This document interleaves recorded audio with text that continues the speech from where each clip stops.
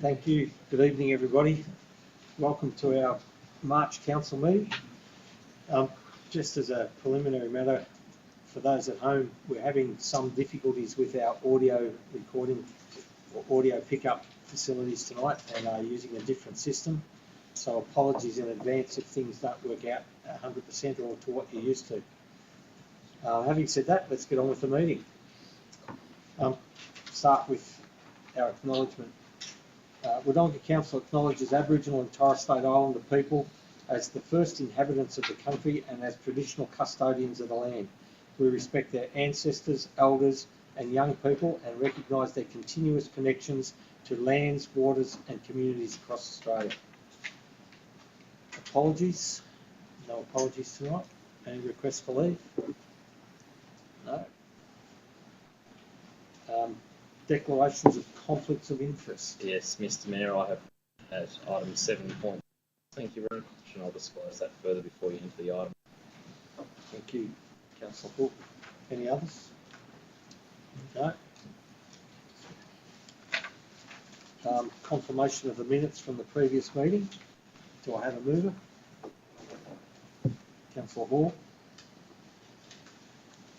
Second to Councillor Chamberlain.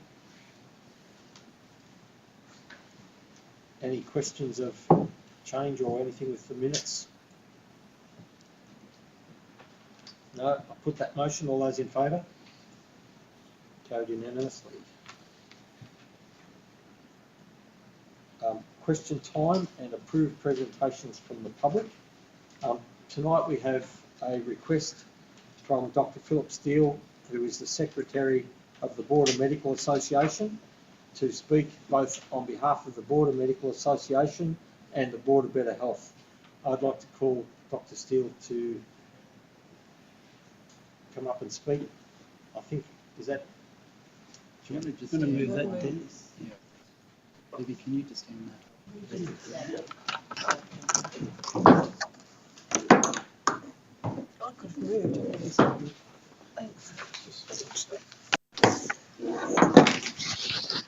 There we go. Thank you, Dr. Steele. Well, thanks, Mayor, and councillors. Thank you for allowing me to address the council regarding a really important subject. So, as you said, Councillor Mildred, I'm Philip Steele. I'm the Secretary of the Board of Medical Association, and I'm accompanied by Ms. Michelle Cowan and Thomas from Better Board of Health at this meeting. As you know, the Board of Medical Association has been working with the community group Better Board of Health to advocate for a new single-site greenfield hospital for Albury Wodonga. And we congratulate Wodonga Council for your interest in this matter and for your ongoing advocacy. We'd like to make a few points. First, it was clear through careful planning that a dual campus hospital with obsolete infrastructure required a completely new hospital. Secondly, this new hospital could be co-located with a private hospital and a health education and research facility to maximise the efficiency and value to the Albury Wodonga community. And thirdly, the simplest and safest way was to build this on a greenfield site. This would also be quicker than a multi-stage rebuilding occurring over a prolonged period of time.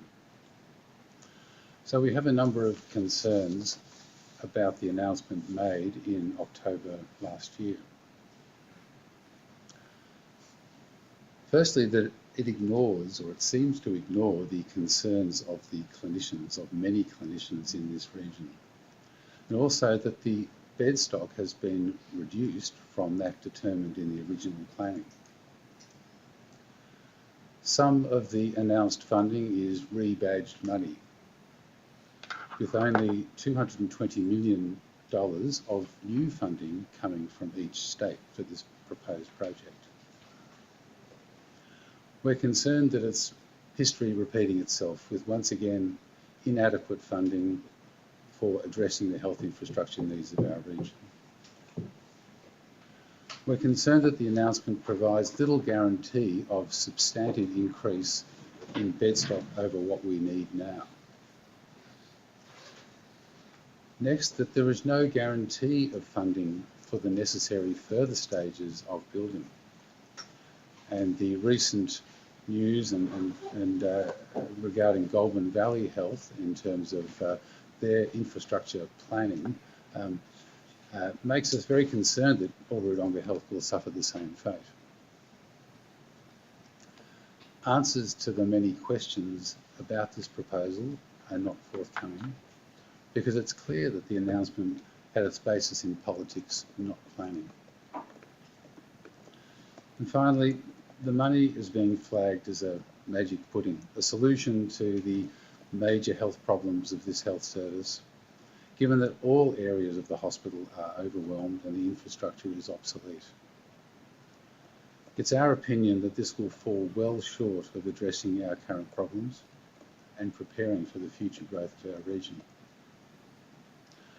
So once again, we thank you for your advocacy and seek your ongoing commitment to address our concerns on behalf of our community.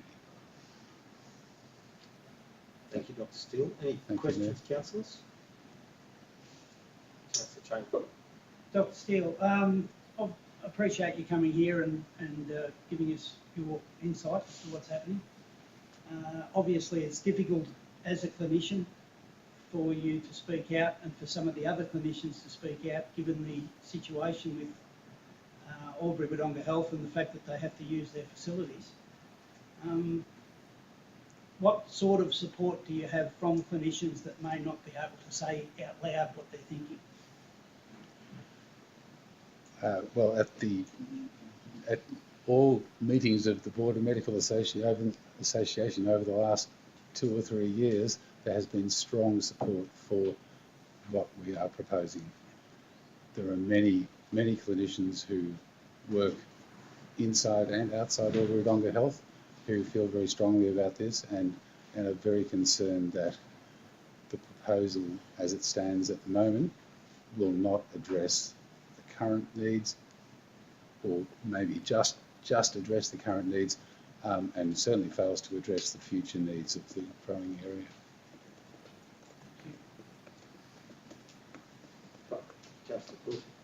Thank you, Mr. Mayor. Dr. Steele, thank you very much for your presentation. My question to you is, as both a medical professional and a member of the Modern Medical Association, how do you see our assistance and our advocacy as council helping achieve our common purpose? And what are your expectations and requests of us as council? Well, I think that the Board of Medical community has been advocating this for a long time, and many letters have been written to many levels of government and shadow ministers over the last few years.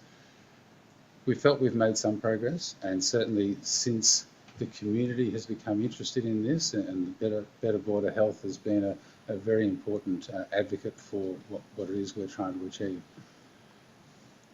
More people in the community need to know about this, and as representatives of our community, I think it's important that the council takes a strong position and really seeks to help us achieve the excellent health facility that we believe we need.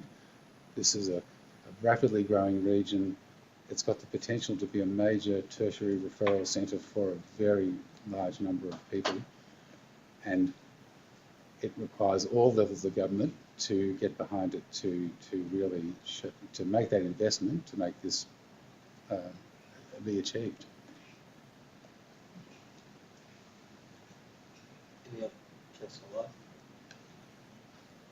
You touched on the tertiary side of an opportunity that may be missed, and it's one that I sit back and look at it, and we talk about the health of our region and the health of our community and that of a broader scale. But I'm also concerned about the health of the staff that are working in the environment, and the pathways that we might limit them by building on a brownfield site. Do you think a brownfield site has the capacity to tap into this tertiary education on a grander scale. And because I feel like on a brownfield site, it doesn't. I don't think we can create the opportunity there. But I'm not coming from an experienced background. Oh, I think it totally depends on the size of the brownfield site. Yep. If the size of the brownfield site were multiples of hectares, then you can, I guess, build anything you like. But our concern is that the current site will struggle to contain the sorts of buildings that are going to be required in the future. And just further to that, I have a concern about the health of the staff working on a brownfield site that's going to be renovated.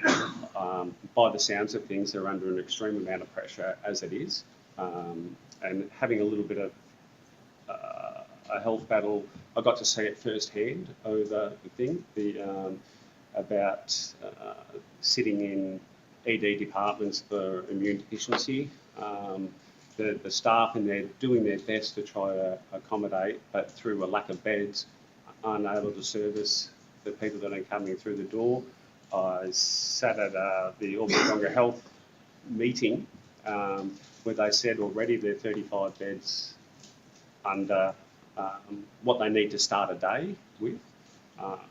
And to me, that looks like if they're already 35 beds under, which some would debate they're more than that, and they've disclosed an ideal bed number before, but now I can't seem to find that. Have you heard in early discussions about early planning when they're talking about a greenfield site, what the preferred number of beds were? No, I haven't been part of those discussions I don't work at Wodonga Health, and I have no knowledge of the detail of those discussions. But certainly your comment about the bed numbers being short each day, well, that was obviously announced at the annual general meeting, and there's certainly additional lack of beds because some of the beds in the Wodonga Cancer Centre are used for COVID patients, and I think that's 10 or so beds have been taken up for those patients. Elective surgery has been significantly curtailed because of the lack of beds, and so it probably is close to double what the sort of number that would be required on a daily basis. Your comments about your concern for the staff, and that is a very common theme whenever we have a BMA meeting. There are people getting quite upset about the thought of having to work in a building site for the next potentially 10 years. We're talking about this first stage of the building taking maybe 4 years, but to do what is needed after that might take another 10 years, and that's very concerning for the people who work within the system. Yeah. Councillor Fulton. Just a question as far as the Border Medical Association goes.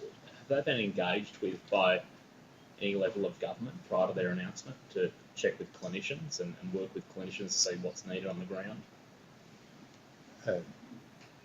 No, we've been responded, our letters have been responded to, but certainly the BMA has not been engaged, and in reality the people that should be being engaged with are the clinicians who are working within the health service and who are able to provide that expertise. And I know that those clinicians were involved in the clinical services planning development and had significant input. Thank you. No other questions? Well, thank you, Dr. Steele. That's been very helpful, and we hope to keep a relationship with both the BMA and Better Border Health, and try and develop a advocacy program that gets some traction and moves things forward. Thank you very much for your time. Definitely. Thanks.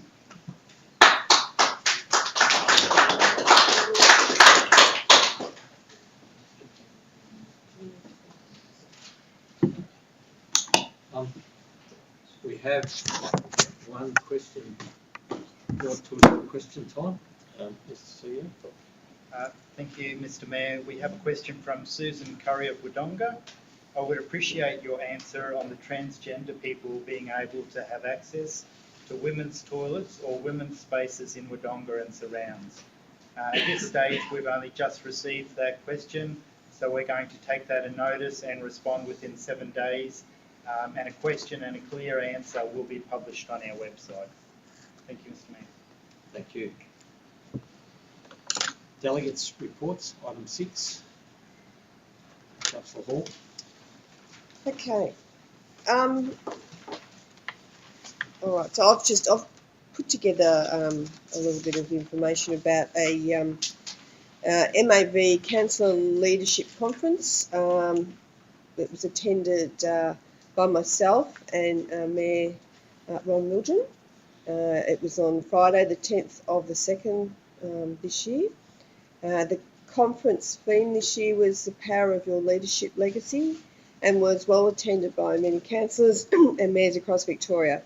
The conference topic of the day was varied, focusing on leadership, building relationships, culture, and good governance. Mayor Pierce Tyson from Moonee Valley City Council opened the conference.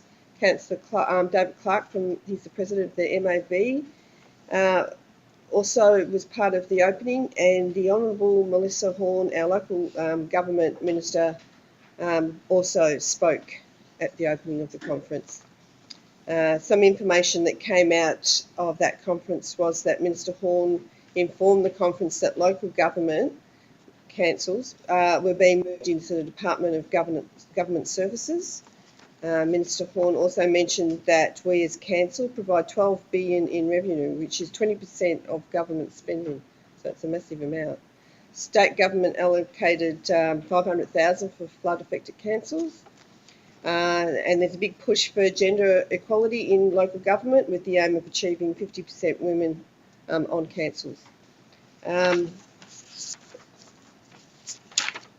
The conference consisted of 2 keynote speakers and 9 program speakers, all with different expertise and experience. We had presentations on media and politics, political accountability of good governance, cyber safety solutions, ethical leadership, and at a local level, communication skills, leadership and strengthening relationships, the integrity of Victorian local government, which had 3 presenters, David Wolf, the Deputy Commissioner of IBAC, Megan Philpott, Deputy Ombudsman, and Michael Stefanovic, AM Chief Municipal Inspector. They made some interesting facts made known to the conference. IBAC handles 4,000 complaints and notifications on average a year, which is for not a large department, and they're struggling financially. I think that's a massive amount. Conflicts of interest is still the big issue and concern. They've been doing a lot of work around perceived conflicts of interest, which was that was introduced in 2020. The local government inspectorate will be doing a broad view of how well our code of conduct is working across the sector. The Ombudsman reports to Parliament. Their biggest role is to resolve complaints. 20% of the complaints are at a local government level. Sorry, I'm going back and forth with this. It was a full day. It started at 8:30 a.m. and finished at 6, with an hour of networking event afterwards. I found the conference constructive, informative, and while also providing the attendees the opportunity to network with other councillors and mayors. This, for me, is very valuable take from the conference. Regional councils are at a disadvantage because of our distance from larger cities. Opportunities don't exist as frequently, and costs are always very high to attend these events and conferences, being that often you have to travel down and stay the night. Many of the mayors and councillors who did attend the conference were from regional councils, which was good to see. I must say I enjoyed the last presenter of the day the most, Dr. Louise Mailer, I think her name was. She gave a light-hearted and comedic presentation around body language and speaking, and ended the conference in a very light-hearted but informative way. She gave some really good constructive examples on how we can improve how we present ourselves on dealing with people, and overall I thought the conference was well worth attending for myself, so thank you. Thank you, Councillor Hall. Just as I attended, I can basically reinforce and echo the comments that have been made by Councillor Hall. Some of the things that were presented were confronting in some ways and challenging. Some of the things that include motivating change through values-based messaging was, my words, a way of looking how to spin persuasively, which was rather good. I thought that was fascinating listening to. There was other things with dealing with emotional intelligence, some of the different things that come about through being able to recognise the different impacts and different characterisations of emotional intelligence and how that can impact on what local government does and how we do it. The political accountability and good governance issues was highlighted that how fraught with all sorts of risk that is, particularly the often competing interests of political accountability and good governance against the internal operational activities that happen within local government, and how the line between councillors being involved and knowing what's going on can often be very, very hard to decipher between that and the operational functions that fall directly to the staff and effectively not a domain of the councillors. Since the conference, we've also had some information come out in the decision at Moira Council, which is going to raise another whole level of things in relation to that sort of stuff. Overall, I think it was a very challenging conference, probably too much crammed into one day to be able to absorb everything and take everything away, but I think overall it was well worth attending, and I would recommend that if they run something like this again, we have other councillors go and experience the same sort of thing. Okay, moving right along. We'll move to the reports for determination, and the first one is item 7.1, review of instruments of delegation.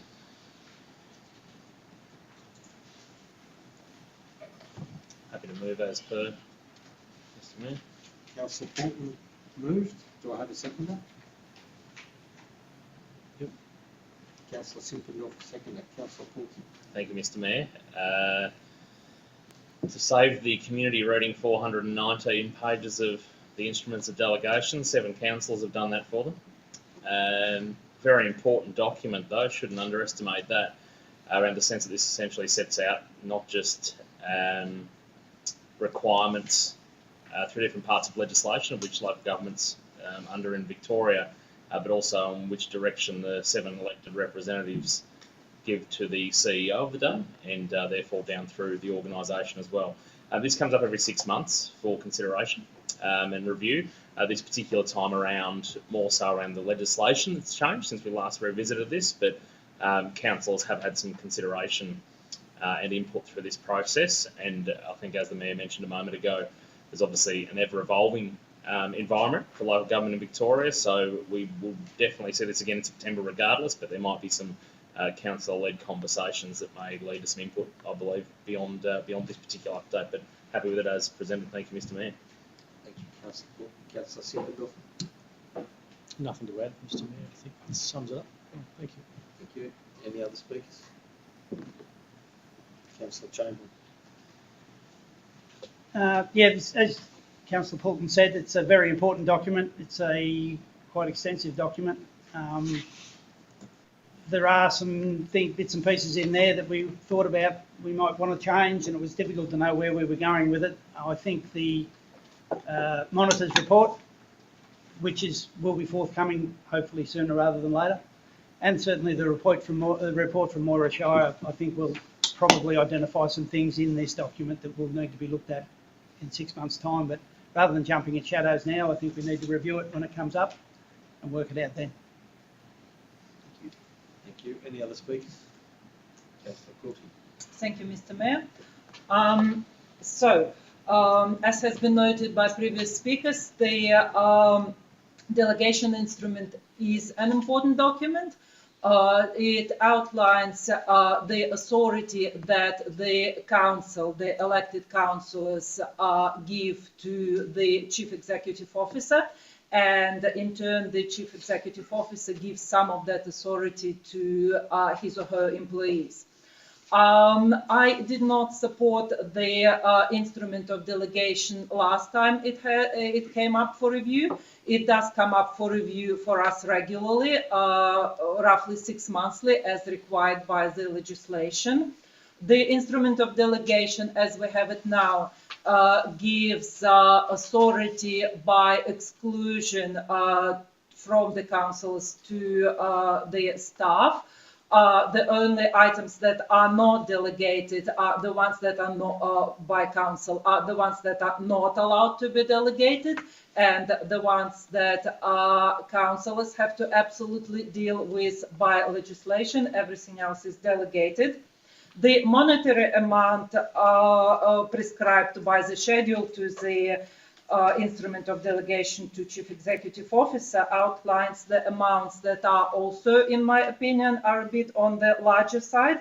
The chief executive officer, subject to the budget allocations, is authorized to expand up to 2 million GST exclusive, and enter contracts on behalf of the council up to 5 million ex GST. I did not support the delegation instrument on these grounds previously. Today I have a couple more points added to why I'm not going to support that, and they are the outcomes of Moira Council, which proved that councillors should have, I'm aware of the passage of time, thank you. Councillors should definitely have more authority in regulations and governance and decision making, and also the upcoming proposal of establishment of a delegated committee will require a rework of the instrument of delegation. For all those above reasons, I will not be supporting the instrument of delegation review tonight. Thank you. Thank you, Councillor Coulty. Any other speakers? Councillor Lowe.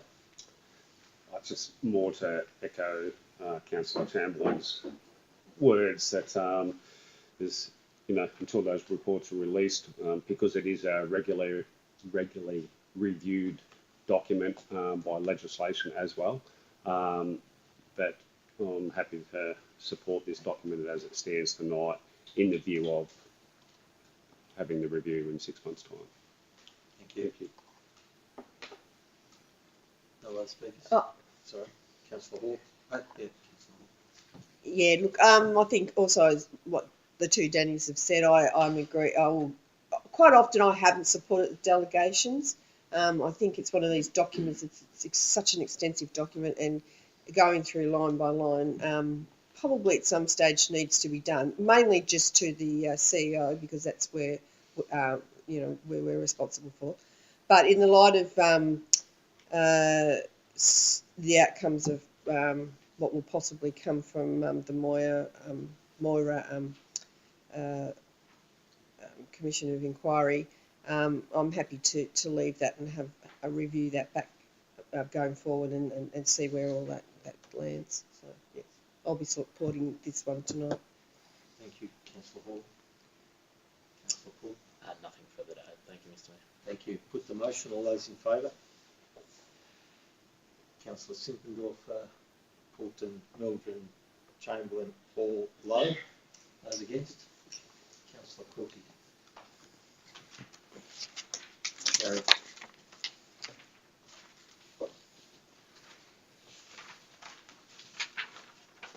next item is item 7.2, review of the governance rules. Do I have a motion? Councillor Hall? I propose to move a motion that is not the recommendation of the review of governance rules. So my motion plans to include or change, include meeting procedures for a delegated council committees. Can you read is it an addition to the recommendation? Yes. So can you read the addition, and we'll take the recommendation as read? Yes. Okay. Did you want me to read the recommendation as well? Or? No, just your addition. Okay. So my addition would be that. So it'd be. So this would be first, I would say.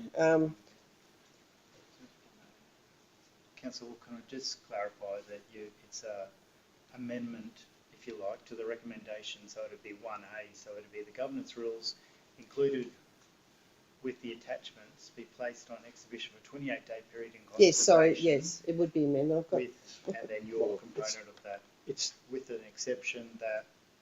It's a change to the recommendation, but it's not an amendment at this point. No, it's not an amendment, sorry. Okay, so it's a change, yeah. So it's my motion, Yes, your but motion. including the recommendation that's... If it makes it easier, read the whole lot to the way you want it to be read. Okay. So I'll put mine in as 1A. Yes. Okay. Recommendation that 1, the governance rules included with the attachment be placed on public exhibition for 28-day period of community consultation. 1A, so mine is meeting procedure generally, if council establish a delegated committee, 1.1, except where and unless the delegated committee by resolution establishes its own meeting procedures, all the provision of Chapter 2 apply to the meeting of the delegate committee, and then we go on to 2.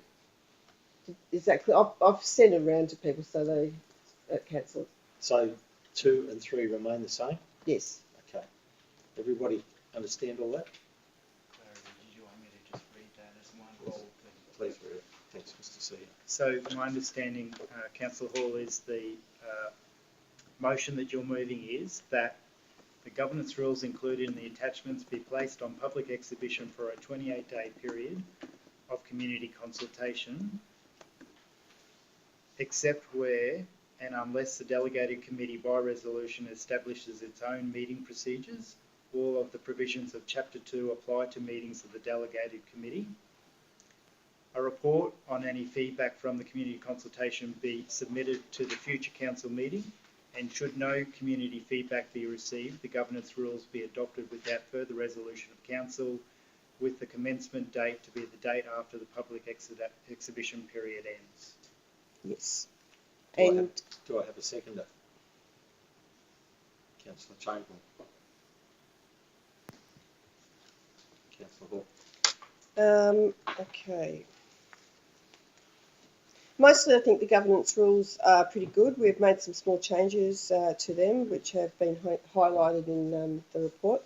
There will be, in my view, always the need to tweak things from time to time.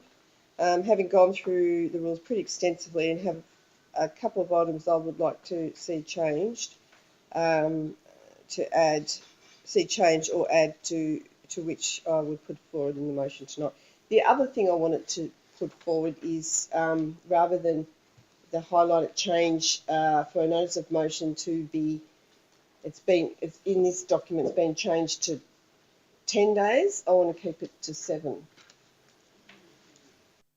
So you've already moved some, you've had it seconded, so you will have to, the mover and the seconder could agree to amend it, but you have to have the mover and the seconder agree to that. Or alternatively, move an amendment. I don't have a huge problem with the 10 days. Having said that, for the purposes of discussion, I will agree to the amendment. Yeah. So that'll be 1B, will be retain the 10 days. Retain 7 days. Retain 7 Yes. days, sorry. Sorry, I meant it because I put that in. Okay. Anything else you wish to say? You've still got a bit of time left. No, I think the reason. Hang on. What have I got here? Now, the reason I wanted to change the around delegated committees is to give more flexibility and determination around council delegated committees, especially if they are the committee of whole council. They should be able to establish their own procedures of their own meetings without having to go back and forth to the council to which they are anyway. Changing the time from 7 to 10 in my view is not needed. The reasons for the change time frame was to provide an officer report, I believe, if needed. Historically, we've had very few notice of motions put forward at this council. If an officer report is needed, we can work around that with the CEO around this time frame.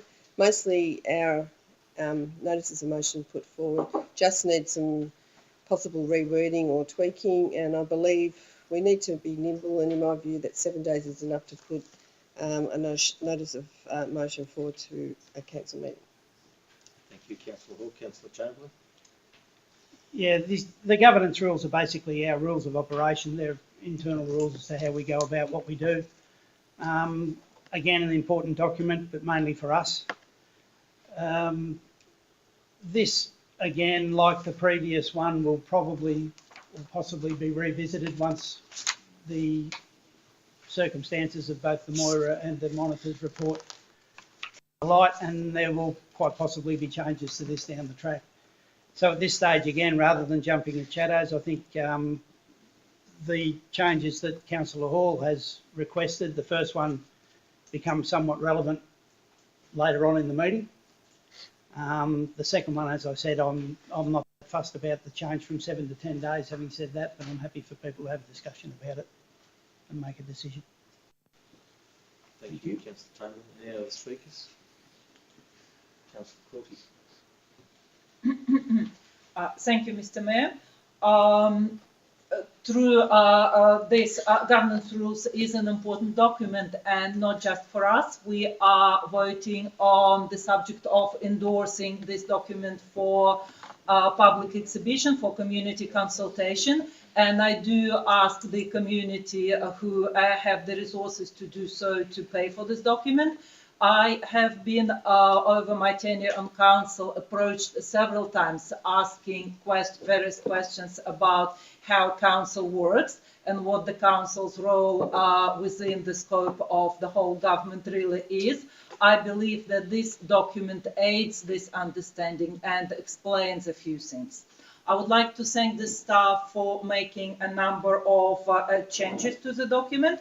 One of my pet changes that I have requested is to clarify the definition of council, what it means, because depending on the context, it could be read as council as us 7 elected representatives, or council as the organization and the staff. The change has been made to say that the meaning will depend on the context.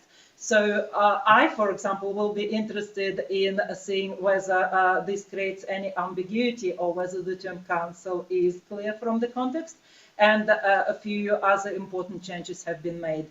I welcome Councillor Hall's amendments to the motion. I think it is important to give the opportunity and to give this flexibility in the current governance rules as they are to accommodate potential delegated committees. I am happy to have 7 rather than 10 days for notices of motion, because notices of motion are hard to draft, and sometimes they need redrafting and changing and a bit of discussion, and it does allow. I think 7 days is this optimum time that allows people to familiarize themselves with the published notice of motion, and at the same time allows us a bit more time to work on them. Thank you. Thank you. Any other speakers? Probably a question, Mr. Mayor, for either mover or seconder. What are all the advantages to a delegated committee as opposed to an advisory committee? Because I think you mentioned around flexibility and being nimble, but what are some of the other advantages of having the delegated committees as opposed to an advisory committee? I think The obvious thing on a delegated committee is it has the ability to make a decision, where an advisory committee is purely that. It can only advise council or council staff. Has to wait for the next council meeting before. Or why wouldn't we just call a special meeting? Under the current governance rules, Yeah, questions through the chair. Oh, sorry, through the chair. Sorry. Just for those playing at home as well, to understand it is complex and the governance rules are complex, but the question will be asked, if it's that urgent and that nimble and flexible, why wouldn't we just call a special meeting of the council and get everyone back together? What's the benefits of putting this in the governance rules for delegated committees? the difference between delegated committees is, in essence, a delegated committee can set its own, or ordinarily it can set its own procedures, and it can act differently to a formal council meeting. If that's necessary, it can engage and bring other people into a conversation as part of the committee process. Whereas in a formal council meeting, if you bring somebody in, they can speak, you can ask questions, but you can't actually sit down and debate an issue or talk through various things that might generate better outcomes through that more fluent, flexible approach to conversation. That's part of the process. There's other things too. For example, some councils use finance committees. We don't have one here, but some councils use them as a method of interrogating the accounts. Interrogation might sound like a harsh word, but it's to go into the detail about accounts to understand what things are happening inside the actual accounts processes. It's good for governance in many ways. Those things can come out and give you far more detailed information about things without actually dictating and directing how things work, but it's actually knowing what's going on. So, does that answer the question? Yeah, thank you. Any other speakers? Got a question, Mr. Mayor, if I can, through you. Yep. Sorry, just workshopping this after something Councillor Simpendorfer said. So, is the concept here that a committee is empowered to make decisions that a council should make? It could be empowered to do that. It depends on what the council gives power to the committee to do. So the council, the 7 democratically elected councillors, retain power over what decisions are able to be made by the delegated committee? Correct. It sets the terms of reference and the delegated structures. So there's no risk of council being usurped by a committee that doesn't have 100% attendance from 7 councillors? You can never say never to that, because if certain councillors want to stay away, then that can be done. But having said that, I guess certain councillors could stay away from council meetings equally. Thank you. Questions answered. Thank you. Any other speakers? Councillor Lowe? Just created a question because I didn't know that. So thank you. So what are the disadvantages then of a delegated committee? Because I thought it was just discussed that a delegated committee write their own terms of reference, write their own. No. Thing. Sorry. Yeah. So the delegated committee is established with delegation from the body council. In other words, at a formal council meeting, there is an adopted set of rules, for want of a different terminology, an adopted set of rules that are in effect the instrument of delegation to that committee, equally as they are to an officer in the right circumstances, or to the CEO, or to a asset committee, which is direct from the CEO, or other things of a similar nature. So the rules are set by the council, or in the circumstances where it's prescribed under the Act by the CEO. So it's relatively controlled, and anything that steps outside that's ultra vires. Committee can't do it. And then the disadvantages? It depends what you're trying to achieve with things. If the disadvantages might be if the meetings are held at times when the public can't gain access to them, they might not see what's been happening with the committees, but they're things that can be readily and easily managed. The other thing about the committee that some people see as an advantage can also be a disadvantage is that the agility of a committee to deal and respond with something when it really needs to be responded to can, on the other side of that equation, bring things on so quickly that the community won't keep up with what's going on. So there's some things there, but mostly there's not large numbers of disadvantages. I'm happy to speak to this motion if I could, thank you, but I just want to make sure everyone's got any questions first. No. Thank you, Mr. Mayor. That's created very good clarity for me to not support this motion this evening, because what I'm concerned about is essentially you're creating a council within a council. It sort of doesn't make any sense when the governance rules allow us councillors to call a meeting with reasonable notice to address significant matters within our community that impact the organisation. To me, I actually say this, and I'm not convinced now, hearing this conversation, I'm not convinced that due consideration is being given to the flow-on effects of going down this path and what the kickback and the legislative requirements are of a council. It's like we're just trying to create our own thing and go straight ahead without enough information in front of us, so I won't be supporting this motion this evening. Thank you, Mr. Mayor. Can I ask a question, please? Mr. Mayor, could you please clarify, are we now voting on, it sort of created, taken away from the clarity I had in my head, are we talking about the governance rules and the flexibility that Councillor Hall has proposed to build into governance rules? Should we ever choose to have delegated committees, or are we voting now on the existence of delegated committees per se? Because I think the discussion has deviated to the advantages and disadvantages of delegated committees, but we're talking about governance rules. And one of the chapters in our current governance rules says meeting procedures for delegated committees. So could you please clarify what we're about to vote on? Yeah, okay. What we're voting on with the governance rules as proposed under the motion before us is the enabling provisions to be included in the governance rules to establish committees if we see fit to do so as a council. So at some point in the future we may vote yes or no to establishment of one or more committees. It's not establishing committees in the actual governance rules that are before us in the motion at the moment. Thank you. Further question then before I comment. What's the legal advice we've had on this issue? There's no necessity for legal advice for this sort of thing. It's run-of-the-mill stuff.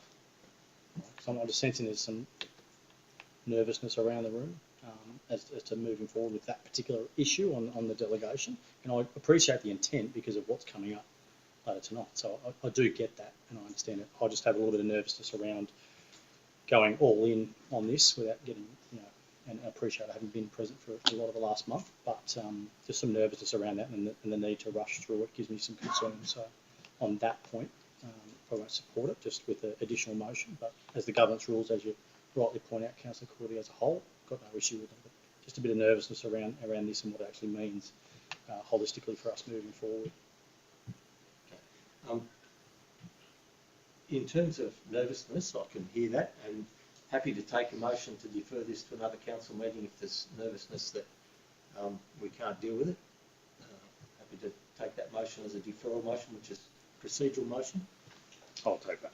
I'll take that You motion. move a deferral motion? I'll move a deferral motion. Yeah, in light of what was discussed, I didn't realise it was that high risk. Just Councillor clarify, Ford? I think saying it's that high risk might be an over-exaggeration, but Yeah. Can I speak there? yes. Yeah. No, you can't, sorry. Governance rules. Oh, sorry, it's a procedural motion. Can't speak to it. it. Either goes on. Sorry, okay. Oh, I don't report those rules. Does he need a seconder? No, not for a procedural motion. So we have a procedural motion to defer this matter to a future council meeting. Do you wish to put a date on that meeting? Oh, 1 month. Okay, put the motion to defer. All those in favour? All those against?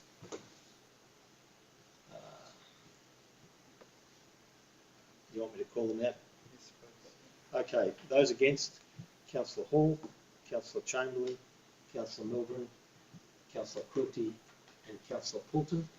Those in favour, councillor Lowe, councillor Simpendorfer. The motion is lost. We still have a motion before us. I still haven't spoken to Yes. that motion. Okay, do you wish to speak? Yeah, with So, respect. apologies. So, and in light of my defeated motion, I'll have to vote against this motion tonight. I actually walked into this room, thought I had a pretty good understanding, but clearly there was a couple of things I didn't understand. And once Councillor Hall put her motion of support of the change to keep it at 7 days too, because I believe in the agility for those notices and motion as well. So the rest of the governance rules, fine, and I agree with Councillor Simpendorfer that the intent, I know what the intent is too, which I support the intent of it as well. But just with that risk, and I just need some more information around that, I'll be voting against tonight. Thank you. Okay. Councillor Hall to close. Sorry, hang on before we do. Mr. CEO, you want to make some comments? Thank you. Thank you, councillors. Thank you, Mr. Mayor.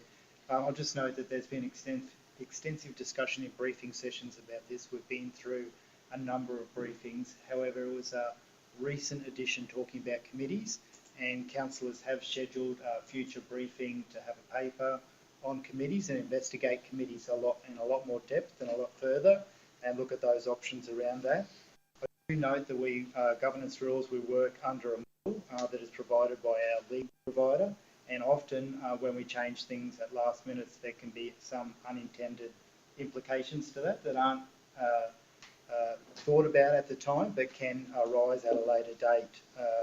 So I do note that this is out on public exhibition is part of Councillor Hall's recommendation, and certainly as staff we can investigate those implications while it's on exhibition and gain the community's views, if you like, on that addition to it, and consider that alongside the legal response that we get back at that time where we represent that to council.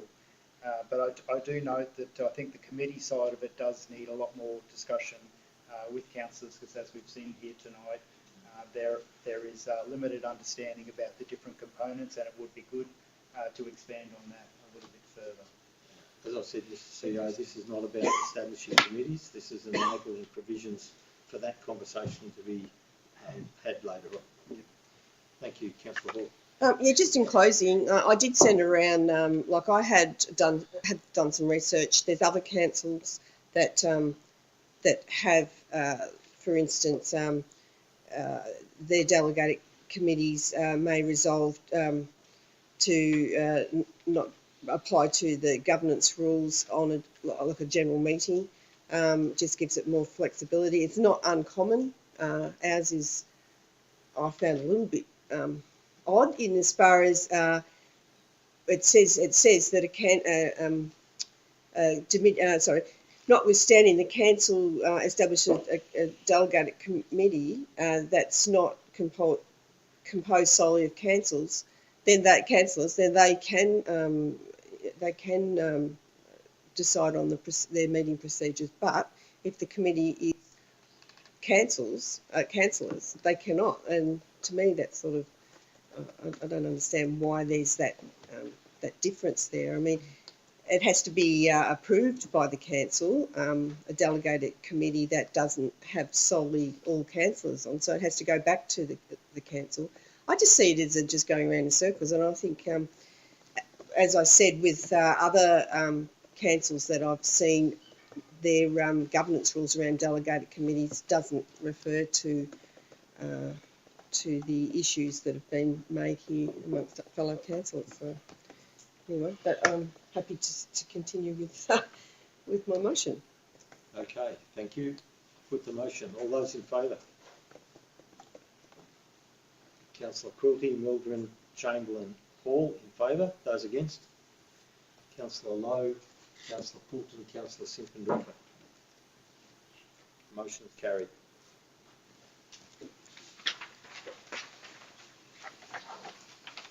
The next item of business is the draft councillor briefing terms of reference at item 7.3.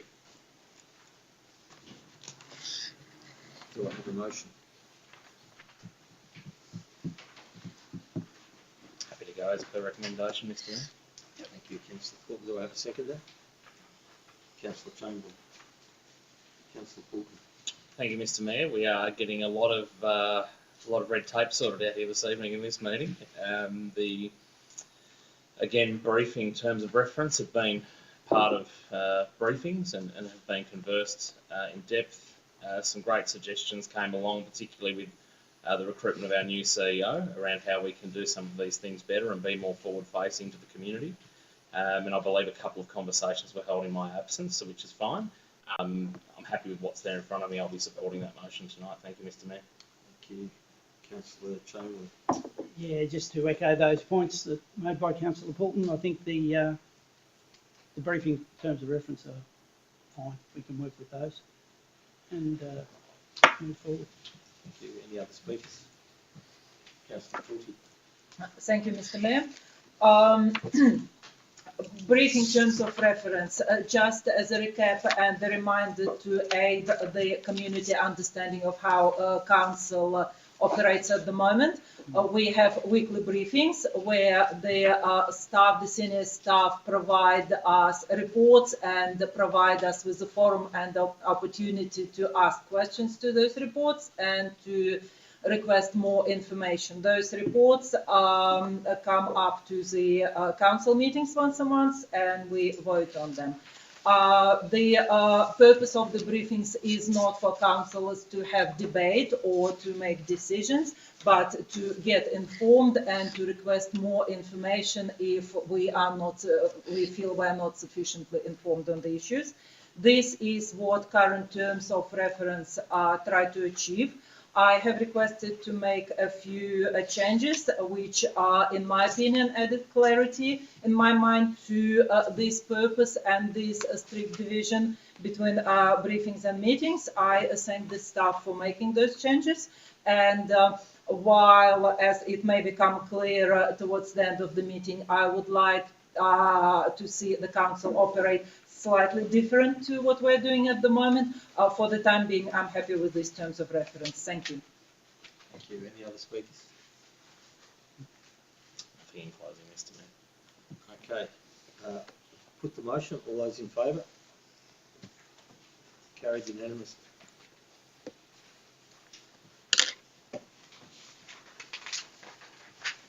The next item on the agenda is 7.4 and is in respect to rural Australians for Refugees Afghan sponsorship proposal. Do I have a motion? Councillor Quilty? We've got to have a seconder, please. Councillor Chamberlain? Good application first. Recommendation. Yeah. Yes. Okay, Councillor Quilty.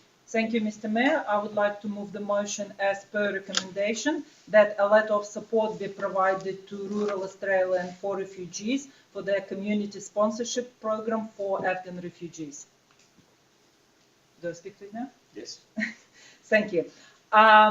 So I would like to start by thanking the members for rural Australian for refugees, and in particular Indi for refugees, coming and talking to us. I think these people are doing a great job trying to diminish the pain and suffering that is happening in the world. I ask people not to be scared by the word sponsorship. The council is not requested to provide any monetary resources to this project. However, it's a great project to support. The project aims to go to the federal government to create some sort of midway between the refugee programs that Australia is proud of providing the humanitarian aid to the world where it is needed, and between our very successful and highly sought after as a country skilled migration program. The program seeks to achieve a combo of having refugees from Afghanistan who are skilled in various fields like mechanics, agriculture, health, hospitality, to come and work in rural communities. The immigration processes for various current programs are very long and very tiresome and require a lot of resources. I came to Australia 18 years ago on a fiancé visa. That was the easiest way to get a visa, and trust me, it's not given for just a pretty face. To get a refugee visa or a skilled migration visa is extremely hard and extremely long. So hopefully this sort of program will help to create something to speed it up and to allow refugees to get integrated in the community, to start adding value to the community, and to provide huge uplift to their self-worth and huge uplift for us as a community having skills, not just us, it's talking about Shepparton and other communities, but we are requested to provide a letter of support, which will be delivered by INDI member to the federal government, and I'm for one happy to sign that letter. Thank you. Councillor Trobe. Yeah. I'm also happy to have this letter drafted and sent off. There's nothing controversial about these people. They are legitimate refugees. I know there's a little bit of angst out there in that some people that claim to be refugees may not qualify. These people absolutely do. They're from Afghanistan, which obviously our involvement in the war over there has meant upon our leaving that a lot of these people have been put in significant danger. But I think it's also incumbent on us, which has been mentioned earlier, that we keep an eye on this program and make sure it stays on track and does what it says it does, because that's what we're supporting. If it diverts from that, maybe we need to revisit it. But I'm happy for it as it goes at the moment. Thank you. Thank you. Any other speakers? Councillor Simpson. Just really quickly, I think it was mentioned, it should be no surprise to the other councillors, but just the point I tried to make was, in a discussion this morning, was that I didn't see the need for this to come to council as a decision. I support it.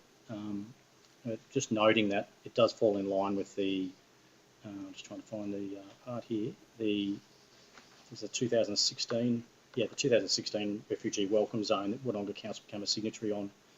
It's in welcoming refugees to our community, and we've got an extensive history in this community of supporting refugees. I just feel that this decision could have been dealt with by the Mayor or Deputy Mayor or the CEO, because we've already part of that 2016 welcome zone initiative, well supportive. I just, just may open up, I guess, more letters of support required from varying degrees. This is part of a policy and part of an agreement that Council's already set. I just feel the need to come to Council as a whole is probably overcooking it a bit. We support the refugees. We definitely welcome them. Probably could have thought it would have just gone through yourself, Mr Mayor, or the Deputy Mayor as a signatory without coming back to us. Thank you. Any other speakers? Councillor Hall. Yeah, look, I think it's important that it comes up to council, because it is a political issue, but it also gives us an opportunity to highlight, as Councillor Courty has mentioned in her speaking to the motion, that it highlights what we are doing for the group, and it doesn't hurt to have those things come up and be able to speak to them. This rural what's it called? Rural Australians for Refugees. They do everything, and what we're doing is just a letter of support. They build out accommodation. They find accommodation for them to rent or in another person's home. They connect to find the refugees meaningful employment, education, community and social engagement, health and wellbeing, income, security and transport. They do the work. So these refugees come over here and they feel totally welcomed and comfortable with, you know, being here and what we can provide them to move forward as you know, good citizens of Australia. So bringing it to council, I think, is the right way to do it. Thank you, Councillor Hall. Any other speakers? I'd just like to clarify or make a couple of comments in relation to it. The fundamental activities that Councillor Hall described as to what the Rural Australians for Refugees do as a normal course of their activities would fall under the general concept of our policy statements in respect to how we deal with refugees in our own community. What this is, the difference between this is advocacy at an external level where it's being taken into the political arena in Canberra. It's external and above and beyond anything that we would deal with in a policy at the local area, and I see this as an important part of the separation of functions that happen between the administrative functions of council and the political and decision-making governance-like functions of council.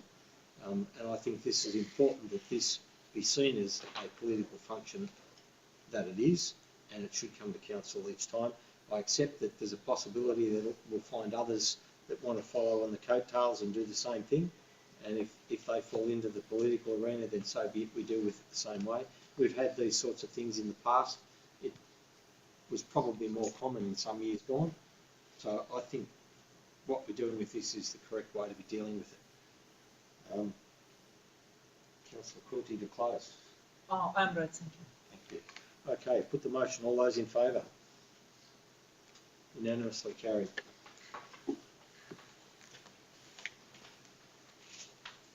Item 7.5, the Trobe University Student Awards.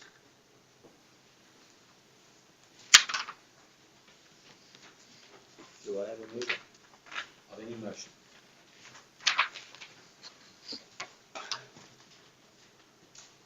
I'll go as per recommendation, Mr Mayor, if required, if anyone wants to second that. Councillor Fulton, as per recommendation, do I have a second? Yep, as per recommendation. Councillor Simpson, Was do I that someone else, was One better. Got your hand up, could you? All right.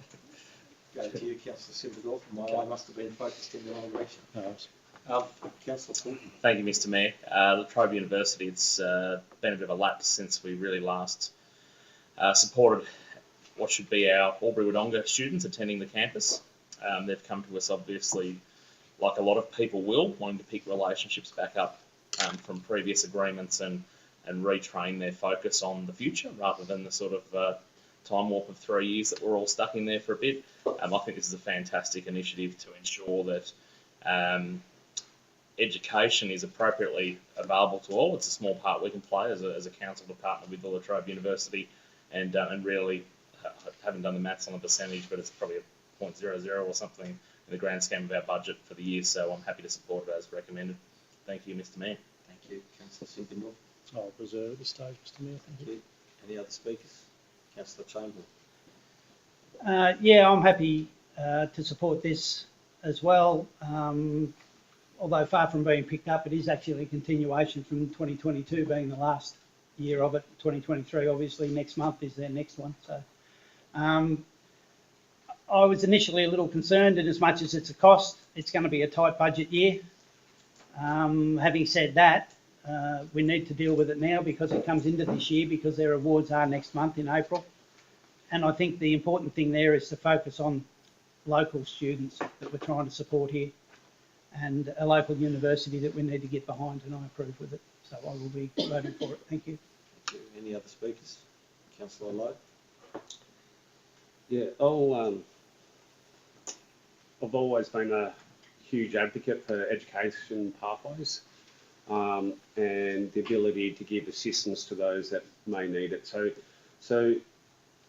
this recommendation is for two things. It's one for awards for people with excellence, but it's also asking for a contribution to help with young students or old students that have financial strain on them. So it's to help give the ability to cover some costs to that. So if we can contribute as a community to help the pathway of someone through education, then I'm all for it. So I'll be voting in favour. Thank you, Councillor. Any other speakers? Councillor Courty. Thank you, Mr. Mayor. As much as I am also a huge supporter of education and tertiary education, and the proud owner of a few degrees to hang on my walls in various parts of my house, I will not be supporting this recommendation tonight.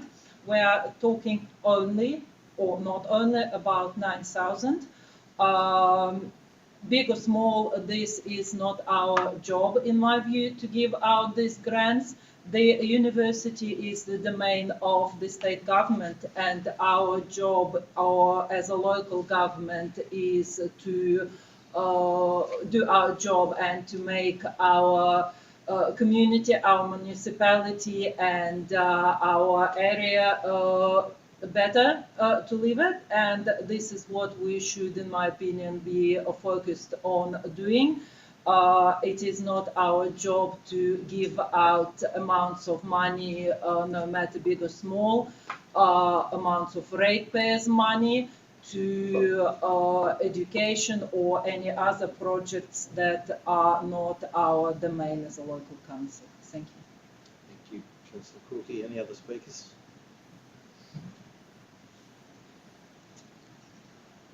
No. Councillor Simpson. It's been said. Councillor Fulton. Just sorry, was there something before me? Sorry, no, I thought there was some confusion there. No, I was just checking. Councillor Yeah, no, Simpson off reserve. Thank you. Thank you, So the Mr. CEO Mayor. sort of jumped into. Look, sorry, just for a point of clarity around Councillor Chamberlain's pick up with my my open support of it. I guess the concerning part to me was that we're sort of almost kicking it off as soon as this decision's made. I assumed that we'd usually have regular conversations, not at the point of decision. So that may have been the case, but I just didn't pick up on that being reflected. But as I said, support remains. Thank you. Thank you, Councillor Fulton. I put that. All those in favour? All those against? Councillor Courty against? Carried.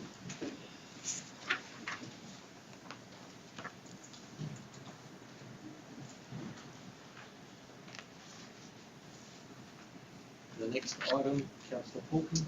Yeah, thank you, Mr. Mayor. Just declaring a material conflict in relation to my wife, Madeline Polton's employment with Hockey ACT, whilst a remote connection to this particular item. I feel better to be safe than sorry and declare a conflict. Thank you very much. Thank you, Councillor Fulton.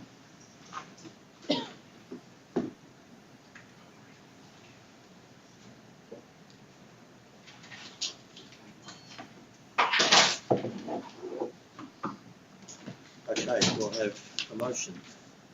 As per the recommendation. Do I have a seconder? Councillor Chamberlain. Councillor Simpson. Thanks, Mr. Mayor. It's a significant lease, a 10-year lease with further options for 5 years by 2. So it's a significant 20-year lease that's on the table here. But that is also reflective of the commitment of Albury Wodonga Hockey Club in this project and its partnership with council through that and the various grants that have come through. And I understood through the room and some discussions that there was a little bit of nervousness around who else may be able to share that accommodation and facilities. So through you, Mr. Mayor, the conversation with Albury Wodonga Hockey Club and I believe a terms of reference or an MOU with those other sporting clubs is on the table to assist in alleviating those concerns. Is that correct? There are some informations, but I don't think we've gone to the detail at this point. Is that correct, Mr. CEO? Or it's the intent, I probably should. Okay. Yep. So I guess my question through you, Mr. Mayor, is the intent of Albury Wodonga Hockey Club to have an MOU or a terms of reference with the other sporting clubs that may be able to utilise that facility? So whilst the lease is to them, there's discussions that have taken place around co-sharing or co-locating with other those, and those discussions have had. Just a point of clarity too, it's Wodonga Hockey Club. Sorry, not all the Wodonga Hockey Club, thank you. So yes, so Wodonga Hockey Club will, through this, take over a lease of the facility only, and that is the new facility. Can you speak up a little? So the Wodonga Hockey Club will take over the lease for the new facility, so the pavilion itself. Hockey Albury Wodonga will still remain the leasee of the field, and then there is a secondary pavilion, which we'll call it the existing facility, which will be co-shared through a seasonal licence agreement with Hockey Albury Wodonga and BMX. So there will be 3 separate arrangements. So 2 will be leases and 2 will be seasonal licence agreements. And the Hockey Albury Wodonga arrangement for the field and the other older pavilion will enable all other clubs to utilise the field and those facilities. And yes, there will also be some terms captured in the lease for Wodonga Hockey that will outline community use, school use, and a range of other uses for that facility. Thank you. Thanks, Mr Mayor. I think just to speak further to that motion, it's all the parties involved and all the stakeholders should be congratulated on an outcome that is beneficial for our whole region, not just Wodonga Hockey. It's an impressive area down there at Burley Park, and this further adds that value to it. So in regards to the recommendation as it stands for all 4 points, I'm supportive, Mr Mayor. Thank you. Thank you. Councillor Chamberlain. Yeah, I'm supportive of this. The contribution of Wodonga Hockey Club in coming to this point can't be denied. They've done a lot of work over a lot of years. The 20-year lease is a long time, so 10 plus 5 plus 5. And I encourage people to put in submissions because I know there will be some differing opinions out there, and we need to get those submissions to find out what people are thinking. So this is sending it out for that to happen, and I think that's the right way to go. I'm not necessarily 100% all for everything we're talking about, but I'm 100% for the people out there to have their say as to what we should be doing. Thank you. Thank you. Councillor Lowe. Through you, Mr Mayor, just a question. Just on the further options, so each 5-year option, that's an option of Wodonga Hockey Club and also option of council to continue that. I'd be right in saying that? Through you, Mr Mayor, yes, that is correct. So there is an option for both. So if there has been a breach of the lease at all, council can act on that breach. But if the club wishes to continue, they must execute that in writing 6 months out from the term. So it is an option to both parties. Do you wish to speak? That was No. a question. No, it's just... Anybody else wish to speak? Councillor Courty. Just briefly to reiterate that we are voting on giving the public notice, and I would like to remind the community that they have 21 days to comment and make submissions. So please do so. Thank you. Thank you. Any other? No? Just echoing the comments of Councillor Chamberlain Cruelty, it's now people need to write in, make their comments in those 21 days. Thank you, Mr. Mayor. Thank you. Put the motion. All those in favour? Unanimous. Carried.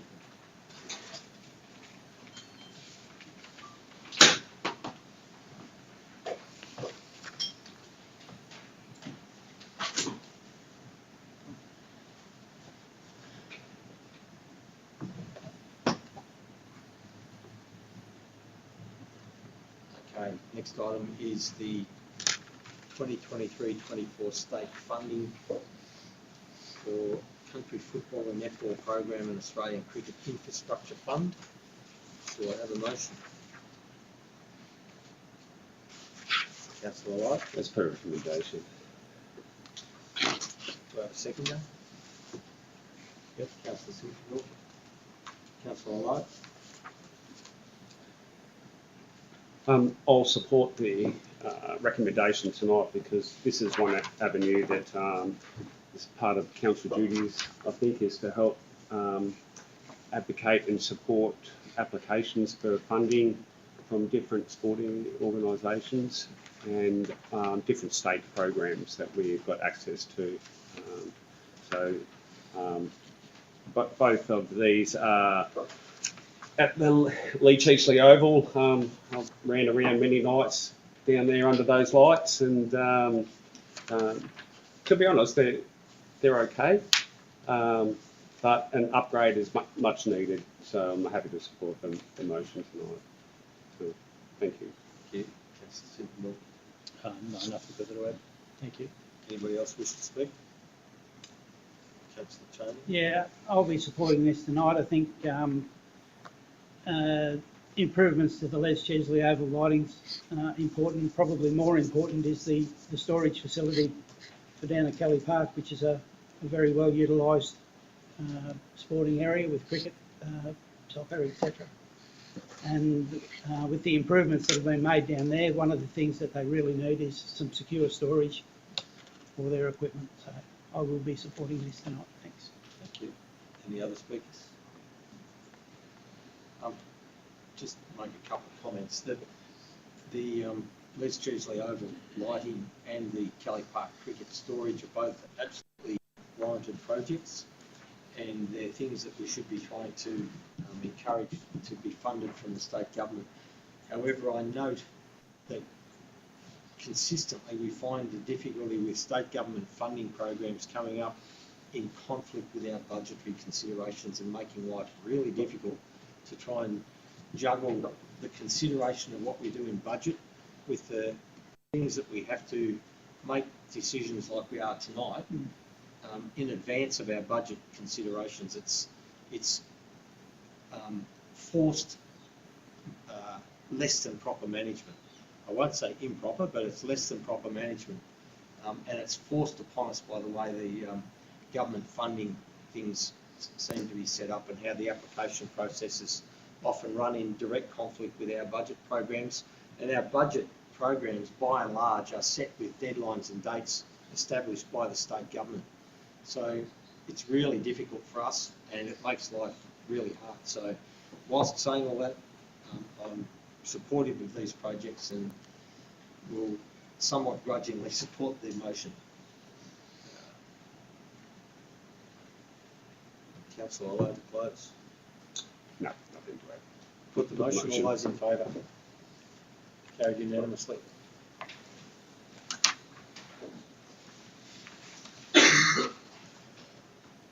The next item is 7.8, review of performance reporting policy. Happy to move as per recommendation, Mr. Mayor. Thank you, Councillor Fulton.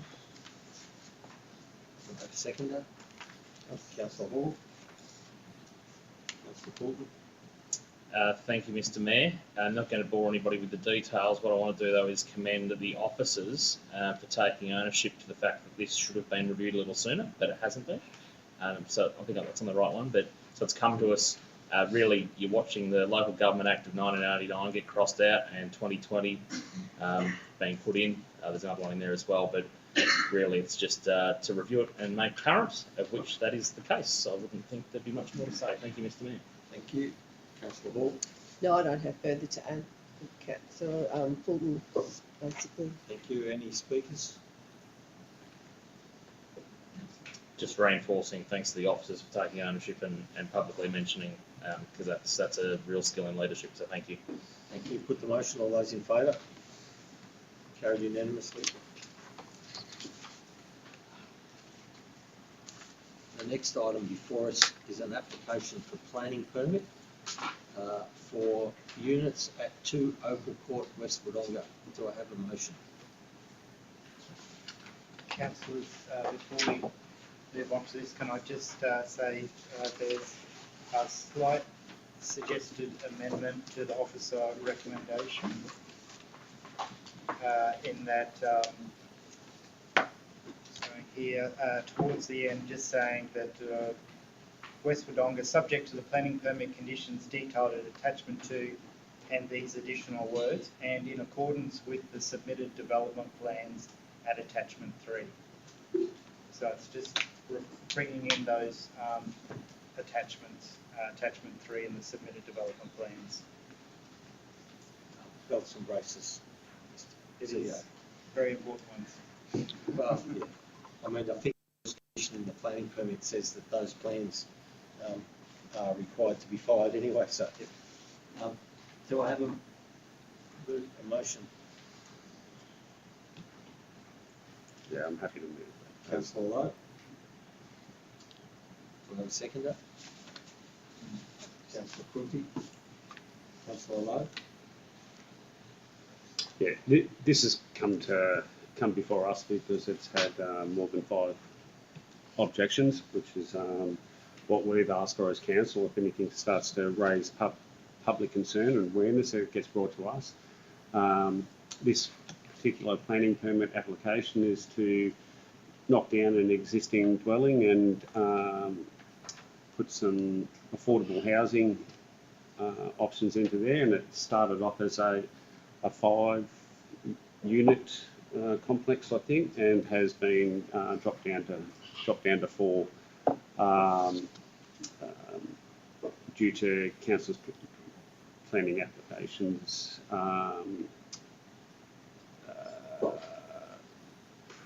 Pre-planning application. So I'm assuming, is that correct? It's got they've been asked to reduce the number before that case. Through you, Mr. Mayor. Yeah. Councillor Lowe? Yep. Perhaps the fine detail of that might be best left unsaid. Yep. Okay. But yeah, so it's now down to a 4-unit application for affordable housing, and I look at it and go, we've all talked about the need for affordable housing in our community at some stage, and we need to have infill development and make better use of some of our social housing land. So I feel the need. Thank you. Thank you, Councillor Lowe. Councillor Quilty? I'll reserve the right. Anybody else wish to speak? Councillor Chamberlain? Yeah, I'm a little reticent on this development. It is 4 units in a court. We all know what the parking and so forth and the automotive use in their streets is like. Having said that, there are 3 single-bedroom dwellings and 1 2-bedroom, so they are affordable housing, absolutely. And I don't believe the fact that I think there might be a couple of extra cars kicking around is an actual reason to deny this permit. Thank you. Thank you. Councillor Hall? Yeah, I don't have a lot to add. I just might add that though that they are 4 units, 1-bedroom units, which are, from what I've been told, are exceedingly hard to come by, and especially for our disadvantaged. The resident came up to us because there were 6 submissions, and you know the submissions did provide some reasonable arguments for council not to approve the permit. You know, the parking issues is a worry for in a court, and there's a unit block next door, so you know it could become a problem at time. Although the units do provide parking for 1 car.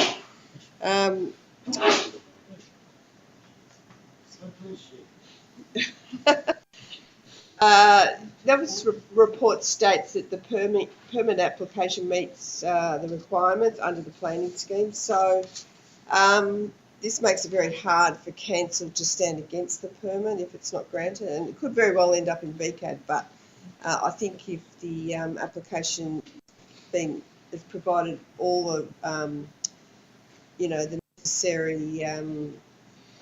you know, they've worked within the scheme, it's very hard for a council to go to VCAT and support otherwise. And the council officer report has also provided some good summaries in response to many of the issues that were raised by the submitters that opposed to the permit being granted. So whilst I do have, you know, some concerns over some of the things that have been raised, I think it's a needed development, and I will be supporting it. Thank you. Any other councillors? Probably just to clarify there, I think Councillor Hall may have said 4 one-bedroom, Yeah. but it's 4 single-storey, 3 one-bedroom, and 1 two. two-bedroom. Yeah, just So what was it, sorry? it's 4 single-storey dwellings, but 3 Three one-bedroom one. and 1 two-bedroom. Oh, Just- one just to- two-bedroom, sorry, yeah. Just so there's no confusion, that's all, but Yeah, nothing yeah, to do. thank you for that. Just to cover up a few finer things, I think the report that we've got in this is quite comprehensive and deals with the issues that we need to take account of as the council in making this decision. So I think, having read the report and looked through the detail, as been said by most speakers, we're left with little option but to say that this is generally in accordance with the planning scheme.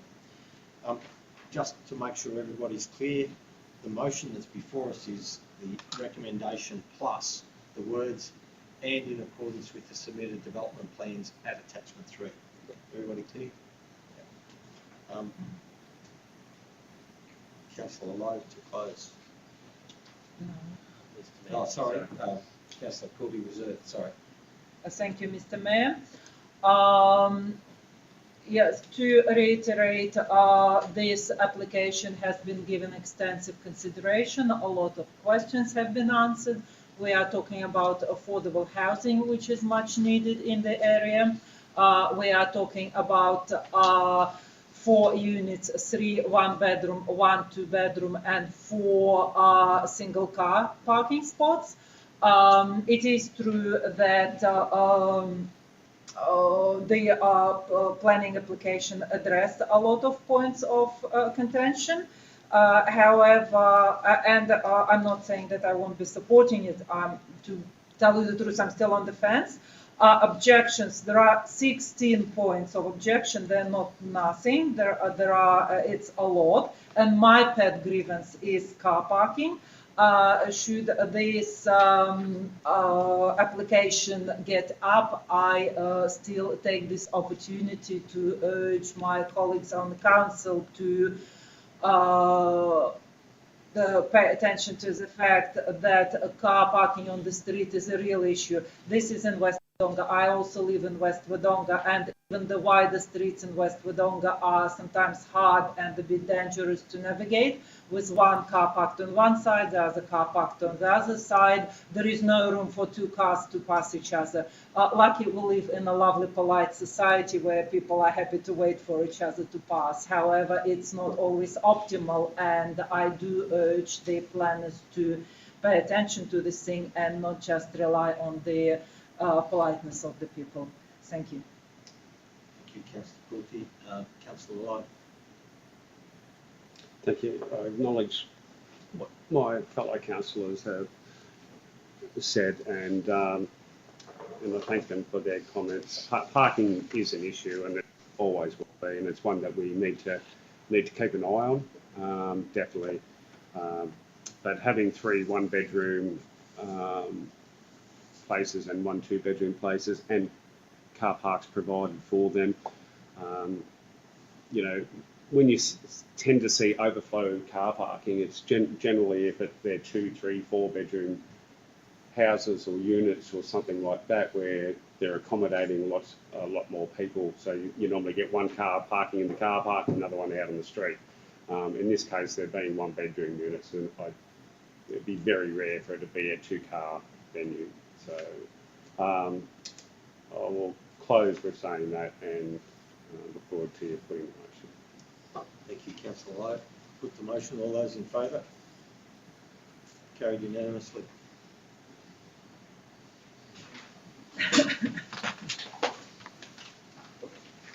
The next item is 7.10, Sustainability Strategy 22 to 26. Councillor Chamberlain. I'd like to move a motion. A slight variation on the recommendation.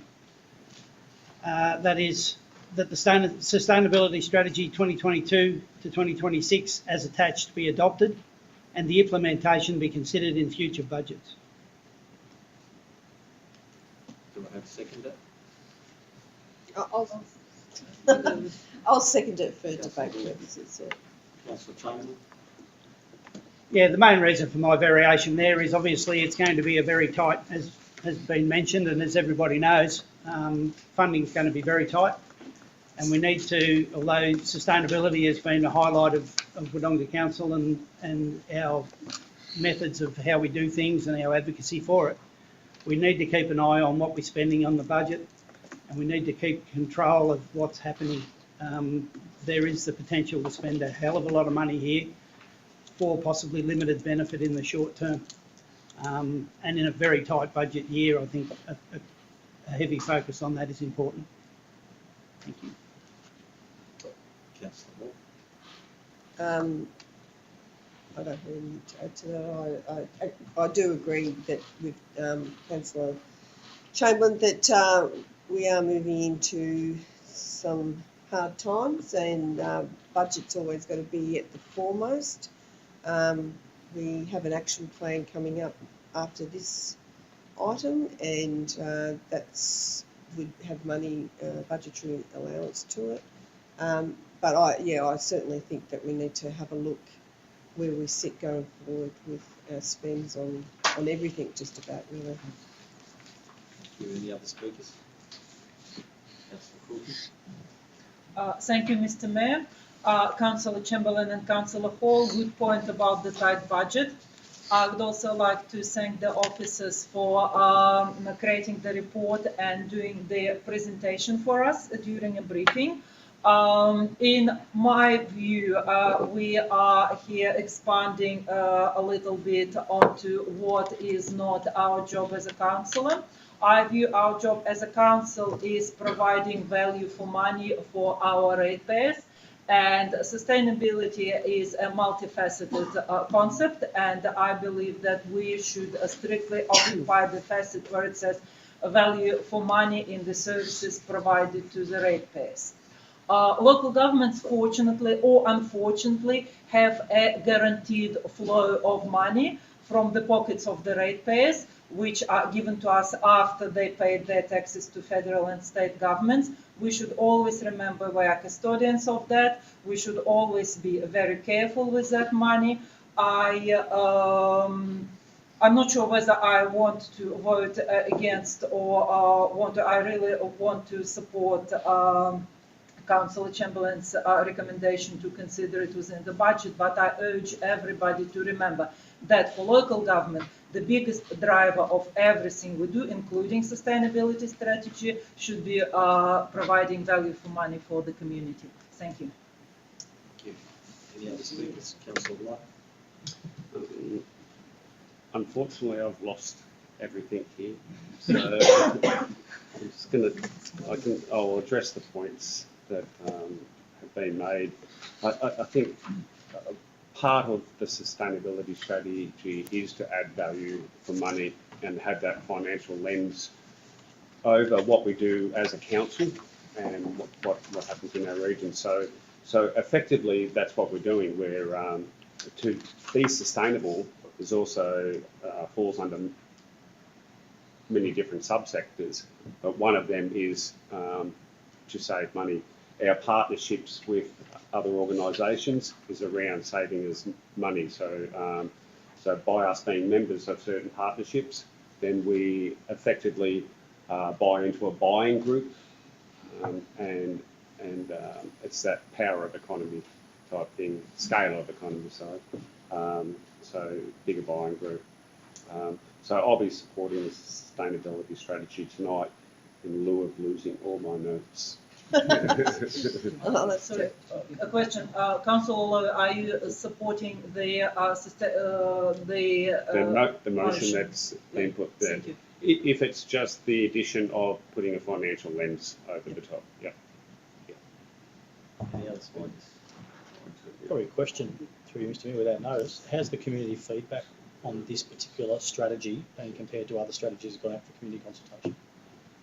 Considering there was 14 submissions that were quite vocal and quite passionate, how is that compared to other strategies that we've gone out to community consultation? Councillor Silver-Norfolk, I think this has been much the same as every other thing we put out, and it's much the same responders that come in by and large. I mean, there's variations to the rule, but fundamentally I think this has been basically the same as most other things that we put out. I'll speak to that. I think the point I was trying to make was that this is a very real issue for us in our community. And I think the community has voted with their feedback to this report, and thanks to the officers for their report. And it's quite detailed and quite passionate members of our community that do put this feedback in. So I'm going to support the motion with the addition of Councillor Chamberlain. I think it is important to keep the budget lens across it, but also notwithstanding how important the sustainability strategy, whilst not mandated, is positive for our community. So I'll be supporting it, Mr Mayor. Thank you. Any other speakers? Okay. Councillor Chamberlain. No, I think we've pretty much covered it. Thank you. I'm sorry, a question, please. Councillor Chamberlain, could you please read? Sorry, we've got to read the motion. To read the motion again. Please read the motion. Yeah, that's what Yeah. The motion is that the sustainability strategy 2022 to 2026 as attached be adopted and the implementation be considered in future budgets. Everybody comfortable with that and understand what it means? Basically, it means nothing happens under the strategy that spends money unless it's been approved in the budget. Yep. Okay. I put the motion. All those in favour? Carried unanimously.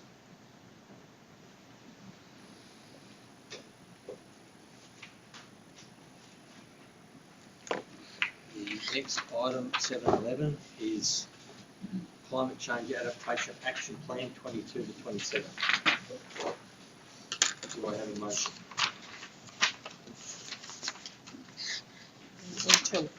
I think as recommended. Councillor Chamberlain as recommended. Do I have a seconder? Yep.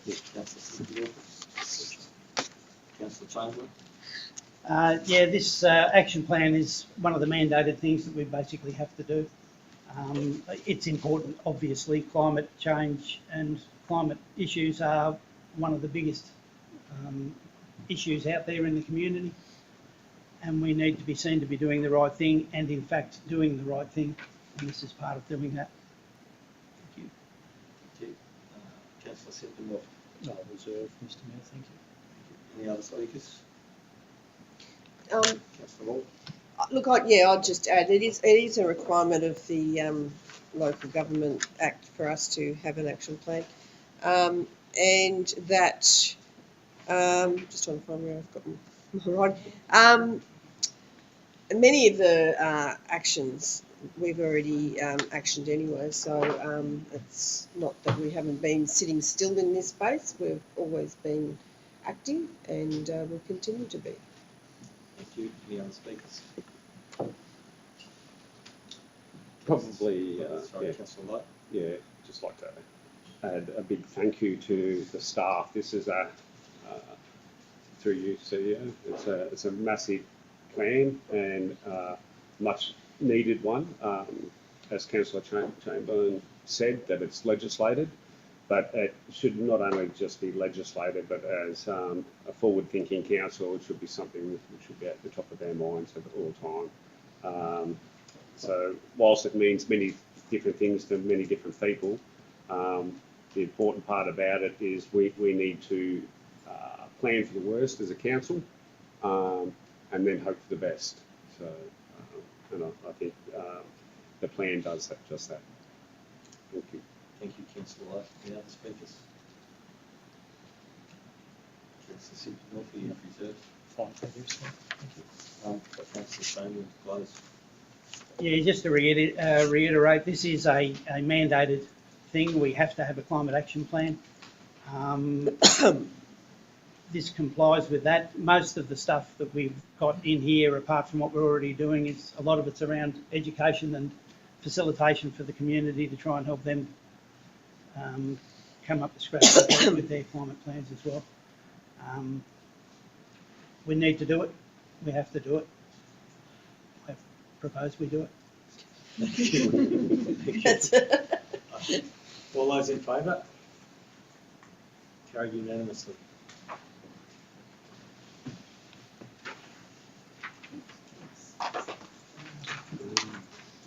next matter before us is reports for noting. And at 8.1 we have a works in kind agreement. Any questions or comments? No, move on to the next one. No, Sorry. got to move that the recommendations. Oh, sorry. I've got to receive and note the report. Sorry. I'm happy to do so if you want, Mr. Mayor. Okay, move Councillor Fulton. Do I I'll have a make a second? comment on that. I will second it. Councillor Chamberlain seconded. Councillor Fulton. I've got nothing prepared to say, Mr. Mayor, so I'm happy to give my speaking time to Councillor Chamberlain. Thank you. Councillor Chamberlain. Just off the cuff, this was a little controversial when it was first brought up in the previous council. The understanding of how it worked, I admit that I was guilty of not quite understanding exactly how it worked. The fact that it's how it looks, how this thing is actually working looks to me to be a good thing, and we're keeping very well control of it, and the fact that it is reported back to us is important, that we can actually keep an eye on what's happening. Nothing under the table, nothing in the back door, no brown paper bags. This is legitimately saving us money and having some efficiency out there. Thank you. Thank you. Any other speakers? Councillor Fulton. Put the motion. All those in favour? Carried unanimously.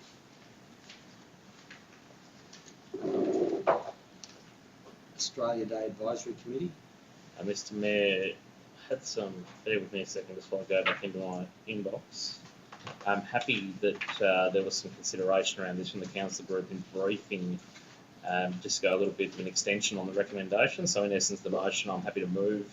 I hope we'll find a seconder for the motion that, point 1, the report for the Australia Day Advisory Committee be received and noted. And point 2, the Mayor involve the Citizen of the Year and Young Citizen of the Year at council events and functions throughout the year as appropriate. I hope I can get a seconder for that Thank one. you. Seconder, please. Councillor White. Councillor Fulton. Thank you, Mr. Mayor. Very important occasion was held obviously on Australia Day. Important for a lot of people that became Australian citizens on that day. Important for the community to be gathering back together again. And post the Australia Day celebrations and the recognition of those that have contributed in our community, the committee met with the outgoing and the recently crowned Citizen of the Year and also Young Citizen of the Year, and just discussed observations, combined those observations and experiences with also feedback that was gathered on the day. And as chair of that committee, had a chance to take through some of the visions, I guess, that had been shared with me in attendance of the day, just from different community members as they sort of passed through and said thank you on the way out.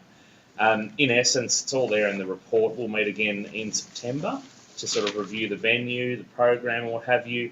Essentially, there was a discussion around the risk of that day and that particular event and celebration being diluted a fraction in terms of the costs of these days of putting on a significant event like that versus year on year what that budgetary allocation can achieve.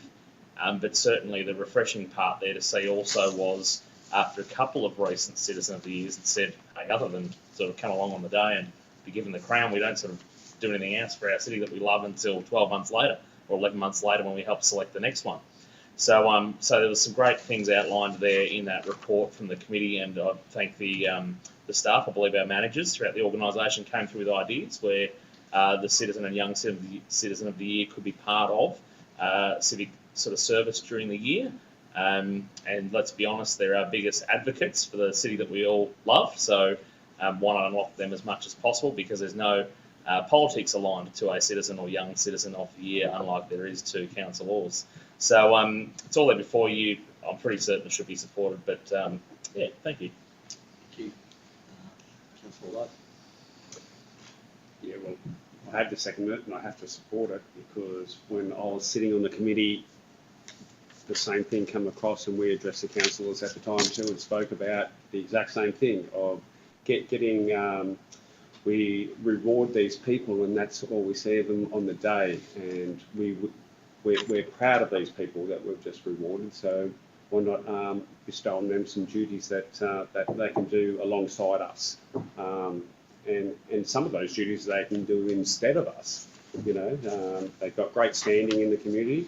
That's why they've won the award in the first place. so I'll be supporting the motion tonight. Whilst we're talking about it, I'd just like to advocate to the community to start thinking about now who our next citizens of the year are, be that young or old, or our community groups. What I noticed over the 3 or 4 years that I did it was the lack of applications, and that means it's just people taking the time to put in and make applications on behalf of someone they think is deserving of the award. So that's not the lack of people out there that deserve award, that's just the lack of application. So I urge our community to take the time to nominate someone for our Citizens of the Year. Thank you. Any other speakers?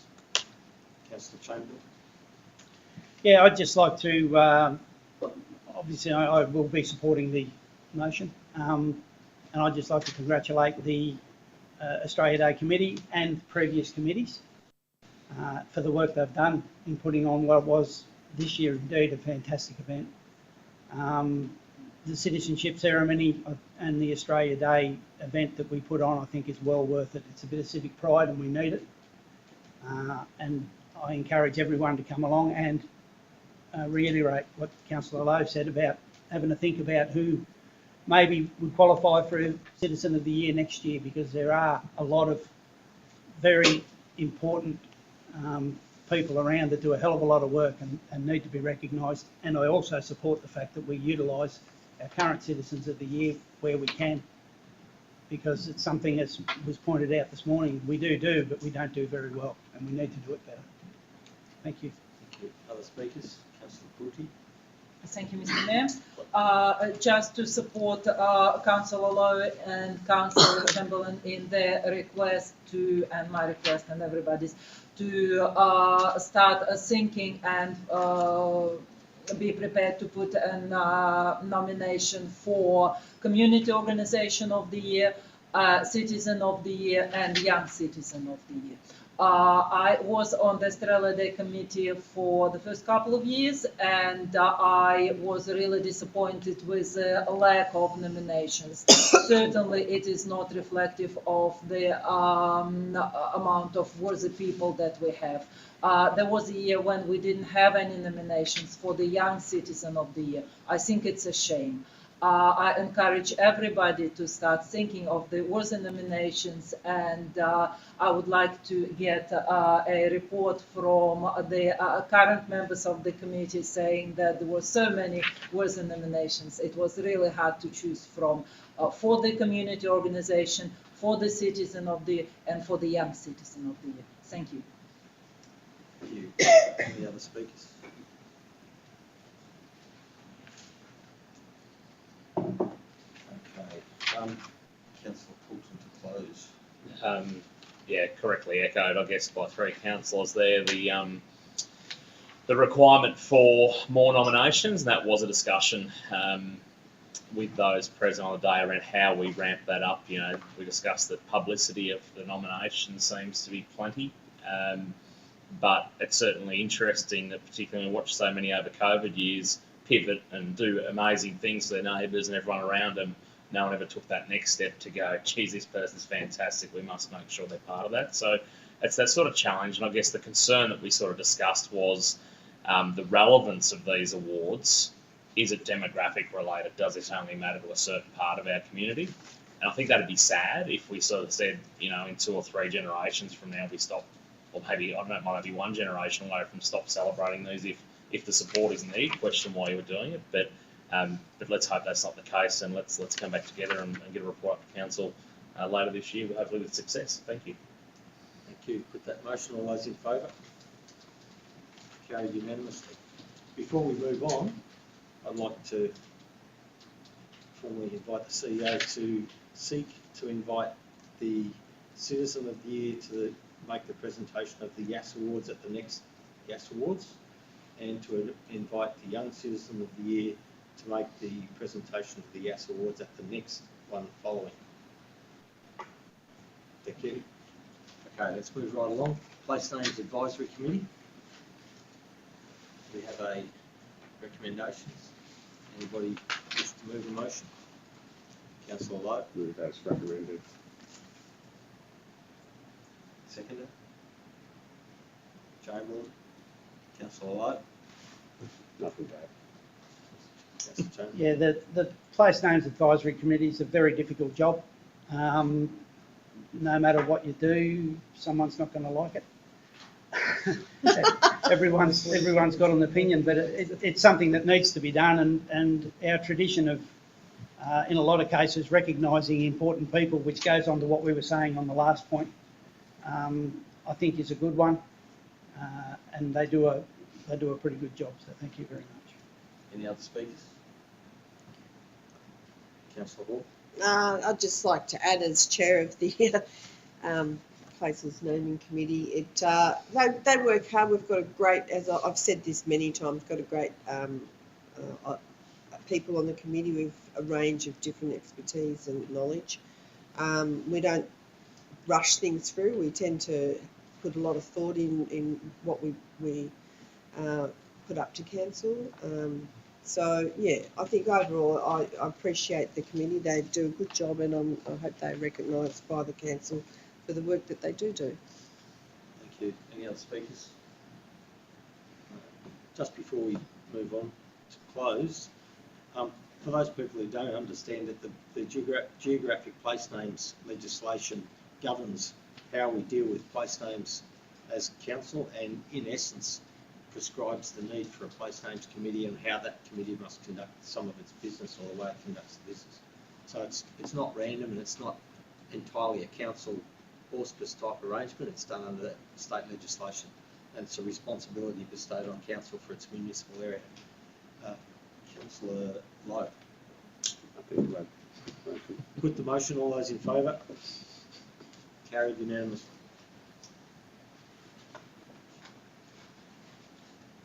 And reports for information. We have the 2 cities, 1 community report.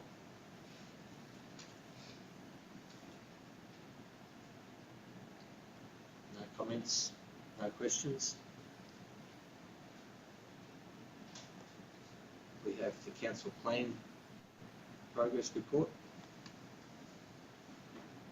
No questions, no comments. The decisions register.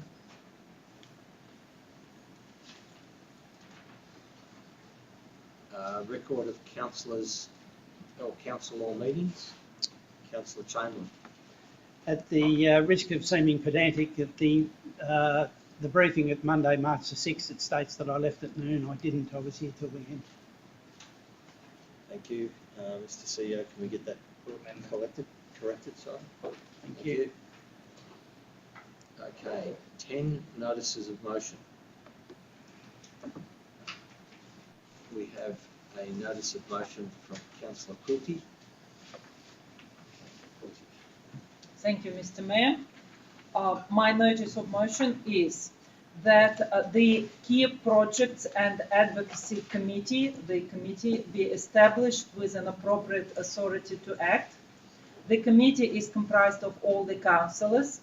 The purpose of the committee is to undertake strategic assessment and advocacy in respect of Albury-Wodonga Hospital. The council will request the staff to draft suitable instrument of delegation to the committee for the approval of the council. The committee may engage external experts where necessary as determined by the council. The committee may invite community representatives and other external stakeholders to address the committee during a meeting. Thank you. Do we have a seconder for that motion? Councillor Lowe. Councillor Quilty. Thank you. I will quickly go through the rationale published and add a couple of points, Mr. Mayor. First of all, I see the benefit. First of all, I will comment on the name of the committee. The committee is Key Projects and Advocacy Committee. The name, while the notice of motion focuses as a purpose on Albury-Wodonga Hospital, the name suggests, and in fact rightly so, that this delegated committee could and should it get up should be used for dealing with our other key projects, be it advocacy or the projects we're working on. We have a number of very important projects, Junction Place, Logic Industrial Precinct, Burunduda Fields, to name but a few. However, the important issue before us all is our advocacy for Albury Wodonga Hospital Committee. So my suggestion is this is where we start. I see the benefit of having this committee rather than a reference group or a non-delegated committee or an advisory committee in its ability to use the delegated authority from the council. Works pretty much the same as us council delegating the authority to the CEO and telling the CEO how much money they are allowed to spend without our additional approval, as long as it's in the budget. A delegated committee works the same. It is given the authority and it is given a budgeted amount to the from the council, and the committee can meet more often than the council meeting. The committee is slightly more formal than a briefing or an advisory committee or a reference group, but less formal and meets more often than a council meeting.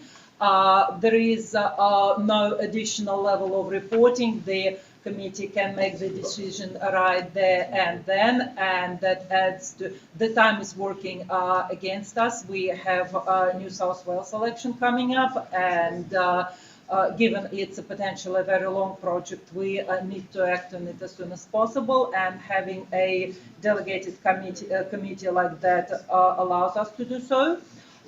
It is an extensive body of work. Delegations will, instrument of delegation will need to be worked on. Terms of reference will need to be worked on, and a lot of other things. The governance rules, as Councillor Paul mentioned earlier, will need to work on. But all this work is worthwhile. It will take time. In the meantime, as it has been suggested, we can use the special meetings. However, doing this work and going through this exercise will allow us not just to work really quickly and efficiently on our Albury Wodonga Hospital project, but will also allow us to take on other projects as needed. I encourage all the councillors to be on this committee, and I'm sure everybody will be interested. And most importantly, I encourage everybody to make comments now, be that additions or objections. We already have received very useful comments from Councillor Hall. I'm sure she will speak to them today. And we have received a lot of questions during our deliberations earlier today. Even if this motion doesn't come up or comes up changed today, one of the purposes I'm following is not just allow us to advocate for the hospital quickly and efficiently, but also to have this debate in public to allow the community know what we're doing, what our concerns are, what our limitations are, what our dreams and wishes are. So without further ado, I would like to open the debate. Thank you. Thank you, Councillor Lowe.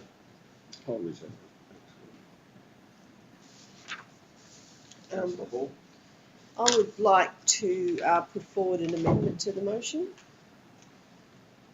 Councillor Hall, can you So I'll read out your proposal? Okay. Basically, it's not too much different than what the motion Councillor Courty put forward, but I'll read what I've got. Okay. So the notice of motion, one, that the key projects and advocacy committee, the committee, be established with appropriate authority to act. Two, the committee be comprised of all councillors and chaired by the mayor. Three, meetings of the committee may be regularly scheduled or may be called on as needs basis by the mayor. Sorry. Just trying to read that properly. with a minimum of 3-day notice or such lesser notice time as may be necessary in urgent circumstances, and except as defined for confidential matters under the Local Government Act 2020, all meetings of the committee will be open to public attendance. For the purpose of the committee to undertake strategic assessment and advocacy in respect to the Albury-Wodonga Hospital and Health Services in the interests of the Wodonga community. 5, a suitable instrument of delegation for the committee shall be drafted for adoption by the council at the April council meeting. 6, the committee may establish its own meeting procedures, generally consistent with the governance rules. 7, consideration of allocation of funding amount to resource the committee be referred to the 2023-24 budget deliberations. 8, the committee may engage in external experts where necessary to advance the committee purpose. And 9, the committee may invite community representatives and other external stakeholders to address the committee during a meeting. Yes. It's very comprehensive. I'm happy to second. Or am I allowed to second? No. Oh, no. Oh. Sorry, no. Do we have a seconder? Just a question. Yes. Well,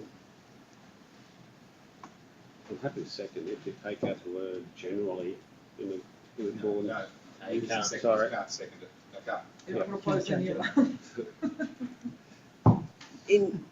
Well, that's what's in our governance rules. Is that what you're talking about? Well, Generally, with the agreement with the mover, we could. Just need a second, that's all. Oh, okay. We can't open to someone else to second. Okay. We're still after a second, and then we can come back and consider your comment. no, second it. Lapses for one of a seconder.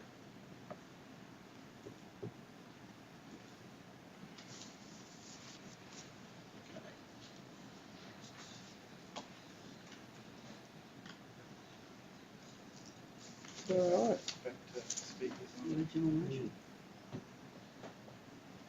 Just point of clarity. Why couldn't either of us second the amendment? You could second it, but you couldn't change what you wanted to second. Can councillor Lowe now do another one? No.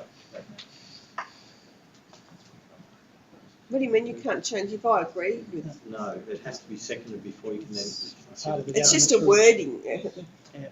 So just to clarify, thanks Kevin, item 31 in the governance rules, an amendment may be proposed or seconded by any councillor except the mover or seconder of the original motion, of which you were. Any one councillor cannot move more than 2 amendments in succession. Oh, okay. So that's the reasoning. So another councillor could, but the mover and seconder couldn't. So it's lapsed. Back to your speakers on the original motion. You've had Quilty, Low, reserved, Hughes. Keep moving through. So we've only, yeah. So anybody else wish to speak to the standing motion? Councillor Chamberlain.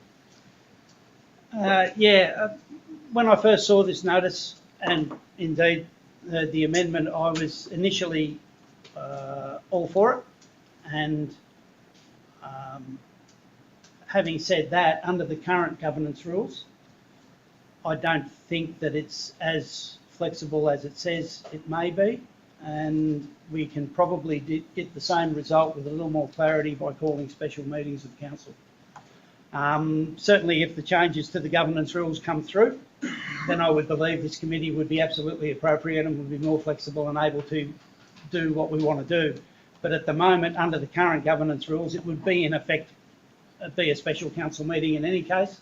So we may as well call one and make it official. That's where I'm coming from in this case. Thank you. Councillor Paulson.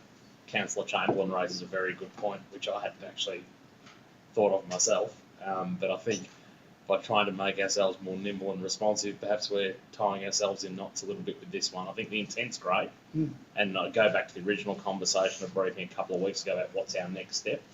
How do we ensure the health of the city that we have to care for and plan for is answered to? And I just think this particular one, the way it's come forward for me, and not saying that the original conversation was rigorous enough to start with, but this just doesn't present rigorous enough for me.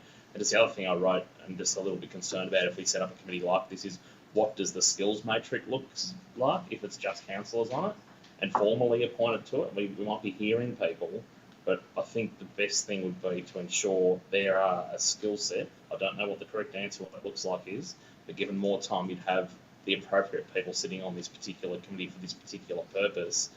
So I won't be supporting it based on the fact that obviously Councillor Chamberlain said, which I'd never thought about, but just not quite rigorous enough for me. And that skills matrix, big question mark beside that, to bring enough value in the establishment of this right here, right now. But I don't think it's a dead and buried conversation. I think we need to remain nimble through the special council meetings being called. From memory, I think they can be called with reasonable notice, and I'd say on behalf of the community, reasonable notice would be as soon as we damn well need one. Yeah, we'll see. Thank you, Mr. Mayor. Thank you. Any other speakers? Councillor Silverthorpe. Just quickly, I applaud Councillor Quilly's intent on the motion, and look, I think we've displayed as a council group unanimous voting in relation to this issue for our community and where we're all coming from. So I applaud Councillor Quilly for the motion. I do although side with my previous comments around we call a special meeting. I think the intent here is to be side by side with our community through this journey and how important it is to us. So I would like to suggest that we do have another briefing or consideration of a community reference group to get the experts and the community leaders around our community to advise or be part of a reference group that we can then take to advocate on their behalf. And actually having it, those leaders in our community that are well respected, have advocated before, have some of the skill sets from what we've heard from as an advisory committee, similar to other advisory committees we've had, which feeds back into council, and then the mayor and deputy mayor and other councillors advocate on their behalf. I appreciate the intent and how serious this is for our community. I just think we can achieve the same thing by not overcooking it with calling a special meeting at that time. But I do think the intent of getting the community involved with us as a key partner and not having, being played off against each other for the political benefits of other places down in Melbourne, that we can show a unity of our council with our community through that reference group or advisory committee would be my submission. But that's for another day. But in relation to this motion, again, I think we can achieve the same thing through special meetings. But I can't stress enough how grateful I am for Councillor Quilly putting this on the table, and we're having a greater discussion and bringing it back onto the front page, back into the public eye, because it has gone a little bit quiet, and there is an election over the border. It's now the time to keep that foot on the pedal and represent our community as best we can. Thanks, Mr. Mayor. Thank you. Any other speakers?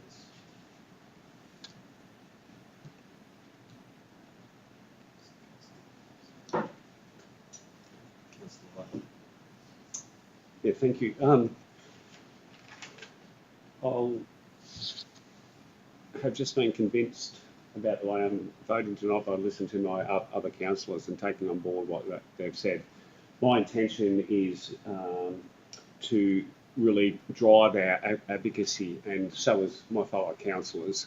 And it's not about one of us being the team. The one thing we've all agreed on, it's the only thing I've ever been on council that's been such an important issue within our community, and we've all agreed, and we all agree on the push and need. So I was going to vote tonight to this motion to be in addition to all the other stuff we're doing. But I think we continue with all the other stuff. You're right, Councillor Simpendorfer, the need is right now to be loud, to be vocal, and we as councillors need to lead our community here and work with those that have the skills within our community, work alongside. So set up an advisory committee, do whatever's needed, but we need to be active on calling a special council meeting if we need to, and be active in our community about voicing the need of our community. not one of us has come to this table and said that they've heard a differing effect within our community. Everyone that I speak to and everyone that you guys have spoken to is in agreement that we need a greenfield site and in agreement that we need to be advocating strongly for it. So I think it's up to us to lead, and again, I'll be voting against your motion tonight that I was originally going to be voting for because of the highlighted reasoning, but that's not to take away from the motion itself and its intent for the motion itself. So I applaud my fellow councillors in coming together on this one. Thank you. Councillor Quilty. Thank you. Thank you. First of all, I thank everybody for the debate, and I would like to emphasize that I understand, that I'm sure all the viewers and the community members understand, that the issue of hospital advocacy is very important to each councillor. It is just the vehicle through which we are going to do that we are debating, not the fact that we are going to advocate for it. In my view, a delegated committee is a very good vehicle, but there are 7 of us with different experiences, and it is up to us to work out which vehicle will be most effective and efficient. I would like to briefly, if I may, address the point that Councillor Simpendorfer made about attracting expertise. I believe that the committee proposed in the notion does work attracting expertise, and more than that, it does not, while an advisory group where certain experts are invited may be limited to those experts, a delegated committee inviting professionals and community members and advocates to speak leaves us the opportunity to invite more experts, not to be limited to a particular couple of experts. And I thank Councillor Hall for the comprehensive addition. My motion was just the skeleton, and it would require a big body of work. However, I hope, the executive officers have promised us to put a report together on a potential delegated committee, not necessarily on this issue, but to have this discussion and information session on how a delegated committee works, and I think it will inform us better of whether a delegated committee is a good and appropriate tool for us to deal with this issue and with other issues. I hope from the bottom of my heart that we do. I come back to the delegated committee question, and I hope even more that we do manage to achieve our purpose of having a greenfield site over Wodonga Hospital in Wodonga. Thank you. I invite everybody to vote. Well, Mr. Mayor is busy.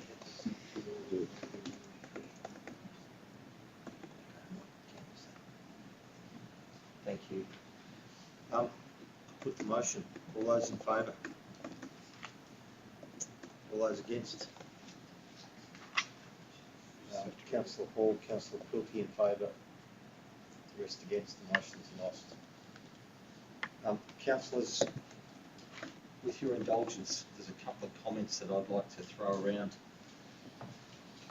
What we have right now is a vacuum, and we have no direction whatsoever to our staff as to how we might proceed with what Councillor Lowe quite correctly, or I believe quite correctly, described as a fairly uniform position of councillors.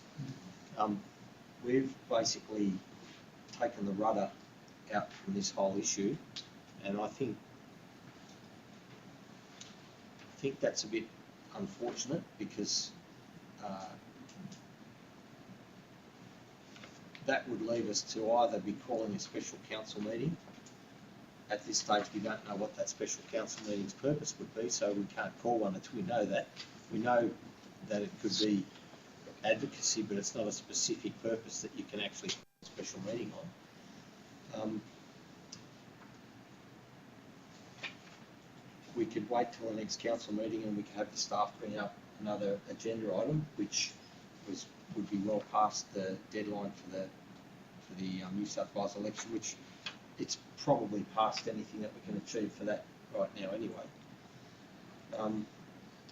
Mr. Mayor, sorry, just thinking out loud. Is there a way that we can deal with something in urgent business or something that might be a motion that essentially tests the community's preparedness to be involved in whether it's advisory or delegated or whatever it is, like a call for expression of interest or something that could give us something to leverage off? I hear your question. The problem is, how do we justify something, even of a simpler notion, or how do we justify that as being actually urgent business? Given that we've voted this stuff down, it would be a hard call to comply with our governance rules. I think the fact of our uniformity on this issue and the fact of the urgency in for the community advocacy around it is probably a powerful enough and important enough issue to create its own urgent business for us to workshop something. Mr. Mayor, just going through the minutes of the meeting, which I wasn't present at last month, at 7.1, reports for determination was the advocacy for a purpose-built Greenfield Hospital site with 6 points. Does that resolution not still stand? So we haven't got a rudderless or void. There's 6 very strong points there, and one I apologise for being away at that time, but was calling on Albury Council to advocate as well, and we saw that play out. But there's 5 other points there. So which was that at the last council? Last council meeting on the 20th of February, reports for determination, 7.1, purpose-built Greenfield Hospital site advocacy, and it was unanimously moved. So does that not fill the void we're worried about? I still would propose to put something to you, Mr. Mayor, around a motion at a special meeting of council with notice. So perhaps I might have some discussions with you and the CEO tomorrow or there as soon as we can. But I don't think we leave that void, considering those 6 points are quite strong, and obviously through you and through your advocacy as the Mayor, really strong points there. And obviously we know how point 6 played out with Albury. But requesting a meeting for the Victorian Minister for Health and seek clarification. But all those points are strong, robust, supporting our community, and still stand as far as I'm aware. So I think that gives us comfort that we're not left high and dry. We're not left leaving our community vulnerable with leadership. But I'll flag a possible motion for a special meeting tomorrow or whenever, with discussion with all councillors. Councillor Chan. Yeah, I just want to reiterate the point that I made before. Sorry, we're not debating an issue. We can ask questions. Oh, right, yeah. Sorry. No, you're right. Can I ask a question? Is urgent business? Sorry, just my quick read of the governance rules. I think this would meet all 3 points of urgent business. So 22.1 relates to or arises out of a matter which has arisen since distribution of the agenda. 22.2 cannot safely or conveniently be deferred until the next council meeting. Or 22.3 involves a matter of urgent community concern. I'd say urgent business if we get to that part of tonight's agenda, or if we want to adjourn or think of anything that we do need. But I'm also hearing what Councillor Simpendorfer said. Thank you, Councillor Court. Any question to add to that? Have you formulated it?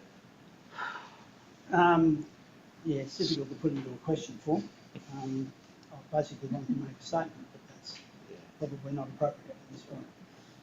It's been pointed out to me that because we had a representation speak to us tonight, we could take from that an ability to call an item of special general business, urgent general business, up to the council meeting tonight if we vote accordingly.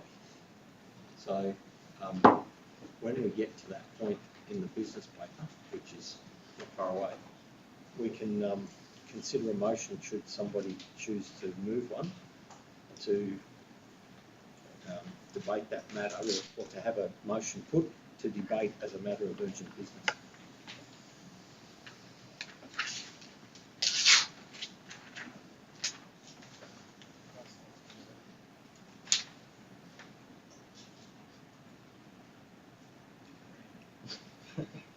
Sorry, would you like me to read it? You can put it in an email and send it to me. Probably more chance of reading it. Let's just wait till We'll, before. we'll adjourn that item, I think. We'll wait till we get there. I don't know that we'd even necessarily need to adjourn, but anyway, okay, we've dealt with the item before us. Let's move right along. We have no petitions. General business, councillor Simpendorfer. Yeah, thanks, Mr. Mayor. Just want to highlight one particular event I was invited to not too long ago. It was the Businesswomen Aubrey Wodonga's event. It was, you know, they should be commended, and that whole committee amount of work they put in, and it was a great event. Great numbers, again, increasing and supporting our community leaders in businesswomen events and I guess their purpose. So it was great to be a part of that, but not only want to acknowledge the work that was done there in that event, but also it was brought to my attention that some of the people there weren't too impressed that the councillor Simpendorfer wasn't acknowledged in the opening comments. I made it very clear I was there as myself, and I was a councillor. I paid my own ticket. I was there of my own volition and on that invite, not as invited as a councillor. So I just want to leave out that concern about the businesswomen all Wodonga not acknowledging the appropriate people in the room. I was quite happy to be silent in a room of 280 women and 3 men. But look, it was very an amazing event, some great speakers, and really we should be really proud of what's happening in that space in our community with our businesswomen, and commend the committee as a whole. So thanks, Mr. Mayor. Thank you. Any other general business? Councillor Chamberlain. Yeah, just a report on my attendance along with the Mayor and Deputy Mayor at the opening of the RACV hub in High Street. It on the surface looks like just a minor renovation, but underneath that surface there's some fairly important work going on there. They'll be training a number of basically call centre people in the back room there to service the RACV customers, and that's a very important addition for our area, and it means jobs and ongoing jobs, which I think is very important and to be applauded. The other couple of things that I attended, although briefly, was the Jobs Expo over in the Q. Fantastic initiative. You know, trying to bring people together with the people, and some of the people I was talking there saying that, you know, one particular person was a defence contractor. He said they struggle to get in contact with people, to find people for jobs, and that was a vehicle for them to come out and actually show and get people to come and talk to them about the possibility of jobs ongoing. And of course the biggest one was yesterday and Saturday, and indeed Friday. The crisis on the Murray was absolutely massive. You know, over 1,000, well, almost 1,000 vehicles, 953 I believe, that were entered in the competition, along with all of the spectators and people coming and going. It brings a huge amount of people to the area. I'm aware that Albury benefited from it too, but we can give them some of that. It's a magnificent thing and a great thing for the town. Thank you. Thank you. Councillor Lowe. Yeah, I'll just follow on from Councillor Chamberlain, since he stole my thunder. That's, yeah, I did hear it was a world record number in the event. World record. World record. World record. 953, so it's pretty good. It's the biggest event in the Southern Hemisphere, so but it was a world record number of entrants. So, and one comment that was made to me was that with the right structure around this, it has the potential for phenomenal growth too, because there's a limitation of marketability expertise down there. And they were saying if someone took this on board and run with it. So I want to flag to our staff and even Albury City staff as well, do not let this event go anywhere, because it's got a massive potential for growth.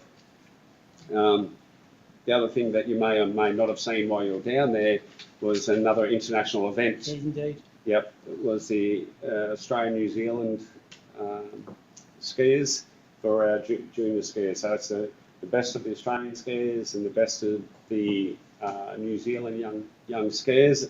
Anzacs, they do it every year, and they've got a high participation down there, and they bring obviously international athletes to the area. So it's another one that's needed to be supported as well. Thank you. Any other general business? As Councillor Chamberlain said, I did the RACV thing. The 20 jobs were advertised with the RACV commencing on the Jobs Expo. So those jobs are there to be obtained right now. So that's a significant change in what they're doing in the organisation. I too went to the Jobs Expo, met some interesting people and had good conversations with the different people trying to get people to come and work for them. Isn't it interesting how the tide turns? It wasn't that many years ago that you just couldn't get a job. It was so much more difficult. We had unemployment rates, 10, 11% and 15 or 18% in our youth. So things have turned around. The other thing that was said to me at the Chrysler's event on Sunday was how absolutely important and how absolutely brilliant the event staff at Wodonga City Council have been in actually assisting them to put the project together, to prepare the site and to assist with what they do at the site, and a whole range of other associated things. So we're already in there doing a bit. I hear Councillor Lowe's comments that they're probably going to be asking us to do a bit more. We should probably have a look at that, and we probably should be looking to our community to try and get our community to stump up a little bit more as well, because there's a lot of people get a lot of benefit out of that number of people turning up into our community. I expect that we're going to get some requests for a little bit more infrastructure and accessibility to a bit more space on the site, and I'd say we should be doing everything we can to try and facilitate that, and to make the facility big enough to accommodate the increased numbers that they're experiencing. If they continue to grow like they have for this one, we're going to be in a bit of strife to accommodate them on Gateway full stop next time around. So it's a big event. Thank you. Okay, let's move on to urgent business. We have a motion drafted up in there somewhere. Mr. Mayor. Do you want me to read it? There's two options. Well, firstly, we need a motion. We need To accept some urgent business. Yes. I move that we accept hospital advocacy as urgent business, or some words like that. Can I suggest that we include words that reference our speaker tonight, Dr. Steele? Yep. Because that gives us connectivity and helps us become legitimate. We can word that into the resolution. Yep. Thank you. Okay, anybody want to speak? Do I need a second? Yeah, Councillor Sinterdorfer seconds it. Happy with that. Yep. I think it's pretty self-explanatory, Mr. Mayor. Okay, put the motion. All those in favour? Carried. So we now read some words that somebody might like to. Yep, might like to change this around, but I had two different options. So that Council 1 endorse the ongoing actions of the previous decision of Council at the February 2023 meeting, and that Council continue to listen to the community and experts. And you may want to add extra to that. Or I had an alternative was that Council continue to advocate for a greenfield hospital for the Albury-Wodonga area. The Council call a special meeting of Council as requested, and the Council continue to call for information such as the master plan data and designs and specifications. If we're going to use that one, we have to have a specific reason why we're going to do that. Yeah, call as required. So that's not saying call the special meeting, but just noting that we would call one if it was required. Yep. Just the green button on your left.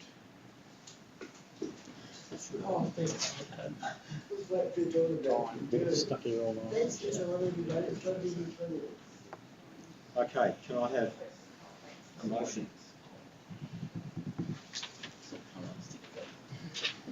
If you're reading the writing, councillor, sorry. Better typing, please. I'm not, no criticism from my front.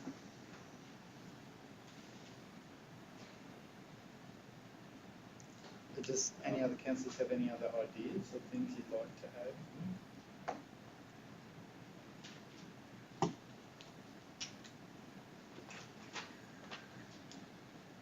Time is ticking away. We've got 25 minutes to get out of this meeting. Well, Unless we grant an extension. we'll be up for a lapse of. So do we have a mover of a motion or do I lapse it? Can I move option 2?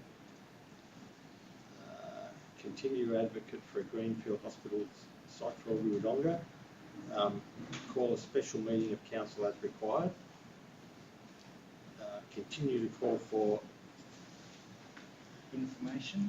such as the master plan data, design and specifications. I think that's right. Can I add a point 4 in? Yep. Encourage the community. We need that community piece. I know where you're going. Can I make a suggestion? Sorry to jump Do you know? in, You've jump got to. in. You know what I'm thinking. I don't know Your what you're magic. thinking. It scares me if I know what you're thinking. In relation to this motion, so point 1 being to continue the resolution from 7.1 and all of those 6 points, because the discussion around here is calling for a greenfield site and calling for the documents and the data. All that is already in those 6 points. Sorry, 5 points. I don't think we need to go with point 6 on that resolution. We've already called on Albury. They've had their stance.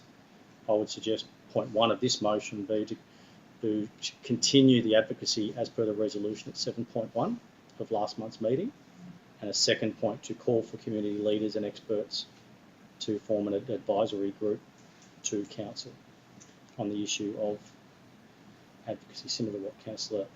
Medical professionals? Yeah. Exactly what you're probably the last couple of points of your previous motion. Because it's not just medical, we're after education, we're after, yeah. That feel they had. I guess in my mind, it's an expression of interest from skilled community members that want to be part of the conversation with council. That's what I'm Are trying. we, just need to get my head around, Yep. we're formally calling them in to form part of a committee with council? Might not be that far. Probably not that far yet. I think just expressive interest on who would like to be part of that. Or even come and speak to We'll the. speak to council and we take it one step at a time. Special meeting. Yeah, I do take your point. Oh, sorry, I can't debate that. That would be the motion, Mr. Mayor. Don't we already have community groups that have been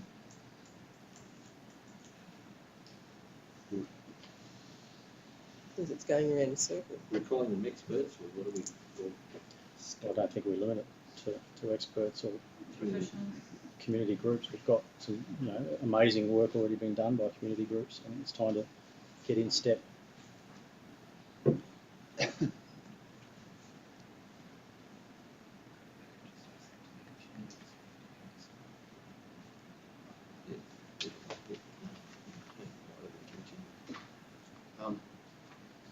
So, point number 1 is endorse the previous decision of council at February 23 meeting. We may as well just leave it. Doesn't matter, it's done. Mm. It's happening. In fact, it is still happening, potentially. We probably should address that too.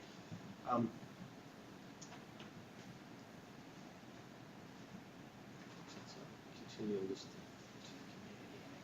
Continue to listen. Yeah, well, no, we're calling for expressions of interest from community members to address council.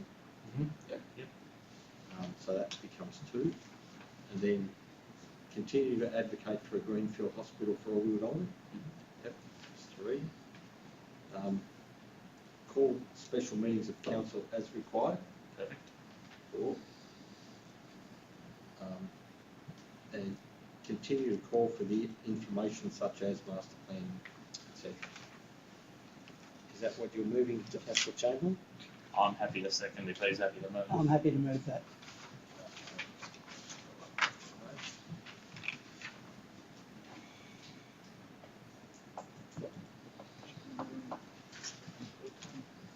Okay, everybody clear on that? Councillor Taylor. It's almost a case of obvious that our advocacy for a new hospital on a greenfield site is maintained, and we will continue to advocate and do everything we can. Far from being rudderless, we need to get ideas, and bringing some people in to let us know how we think or how they think we should be going forward to progress our advocacy is a good idea, and I believe this will continue to push that. Far from being rudderless, we go straight ahead. Thank you. Councillor Paul. Look, I think somewhere in amongst all this conversation tonight is exactly where we need to be. I'll support this motion, and it's not dismissive to any work already done by councillors or council as a collective. In my mind, it's not dismissive to a medical association or a community group that's been trying to lobby quite hard on this. This is simply about saying, how do we ensure when we're having this conversation, it is as collective and cohesive as Wodonga Council has been, but also the skill set, when we are being critical of something, the skill set and knowledge and history is in the room for those conversations, because we are probably at risk, in my view, of losing some of that if we're not careful. So, lots of passion about it, that's great. If we lose direction, it might start going over places and people misinterpret or misunderstand things. I think by us playing a role here to facilitate a community-led campaign, we'll always win to any government of the day. Thank you, Mr. Mayor. Thank you. Any other speakers? Councillor Court. Thank you, Mr. Mayor.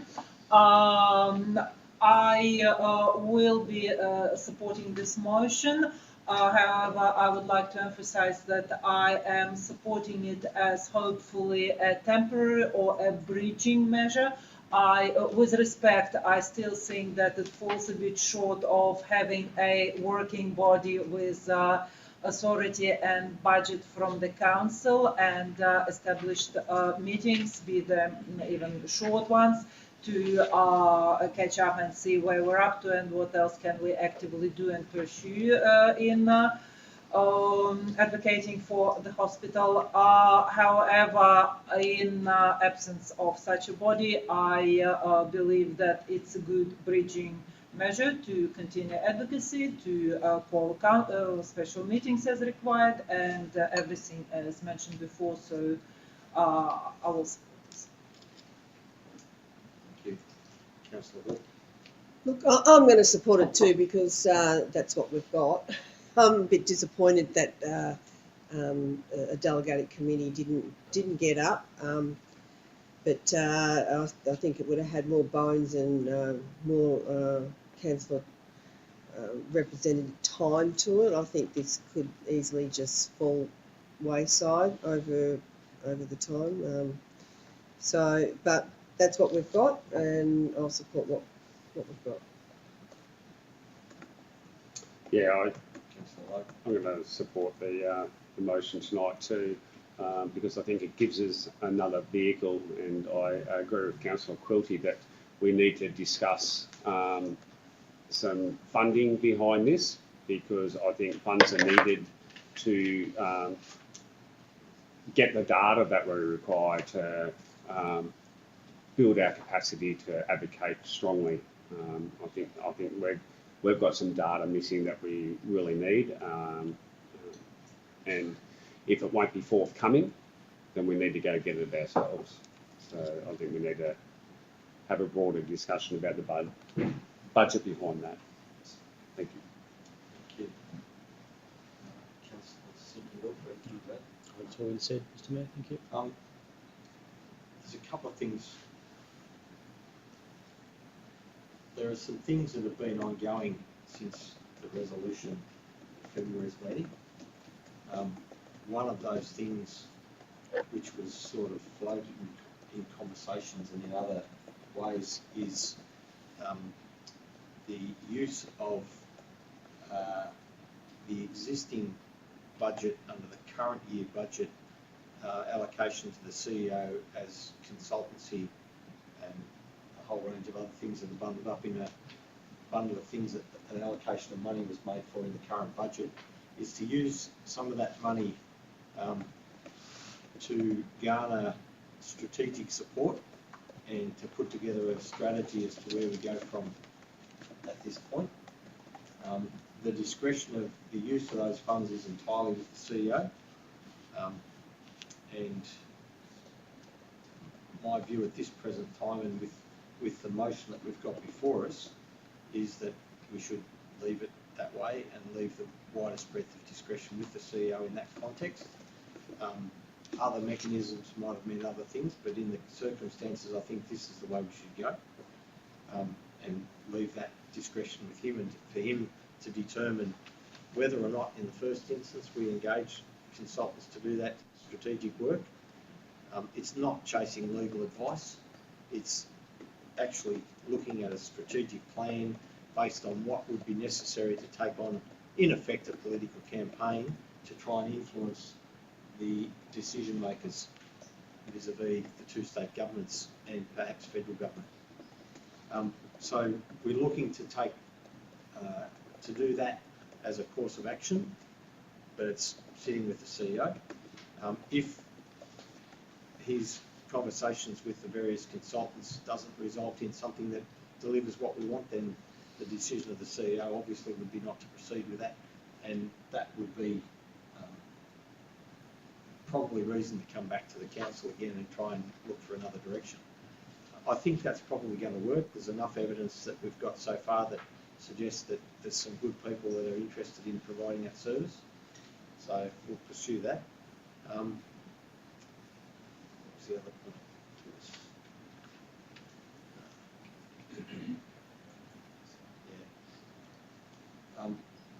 Yeah, so that's a bit of background as to where we are at the moment. I think we might just leave it at that. Councillor, sorry. That's the other thing. Yeah. I also do know that we're meeting with Albury Wodonga Health tomorrow with Albury City. The conversation channels have remained open with Albury City in relation to our specific matters, and in fact there are more similarities in our positions than there are differences, and we're quietly having a conversation to see whether we can come up with a more uniform position, and we may need to have a uniform position with one or two exclusions, and that's a good thing because that's what we need to be going to our governments with. Even though we may have slight differences, we are more uniform than different. So we're exploring that. We're looking at trying to make that stuff work. All that's been happening post the resolution of the February meeting. So it'll be interesting to see what comes with tomorrow's meeting. That'll give us some direction on the latter part of that. So, Councillor Chamberlain, to close. Yeah, I just want to reiterate what I said before. I was actually all for the idea of the committee that, as was proposed by Councillor Quilty, except for the fact that our governance rules didn't seem to give it the agility that we were looking for. And I think this is, although perhaps not ideal, a good measure to keep the conversation going, keep the advocacy happening. The meeting with Albury Wodonga Health and Albury Council tomorrow is going to be fairly critical, I'd suggest, and we'll bring hopefully some information back and may be the trigger for this special council meeting we need to move forward. Thank you. Okay, put the motion. All those in favour? Carried unanimously.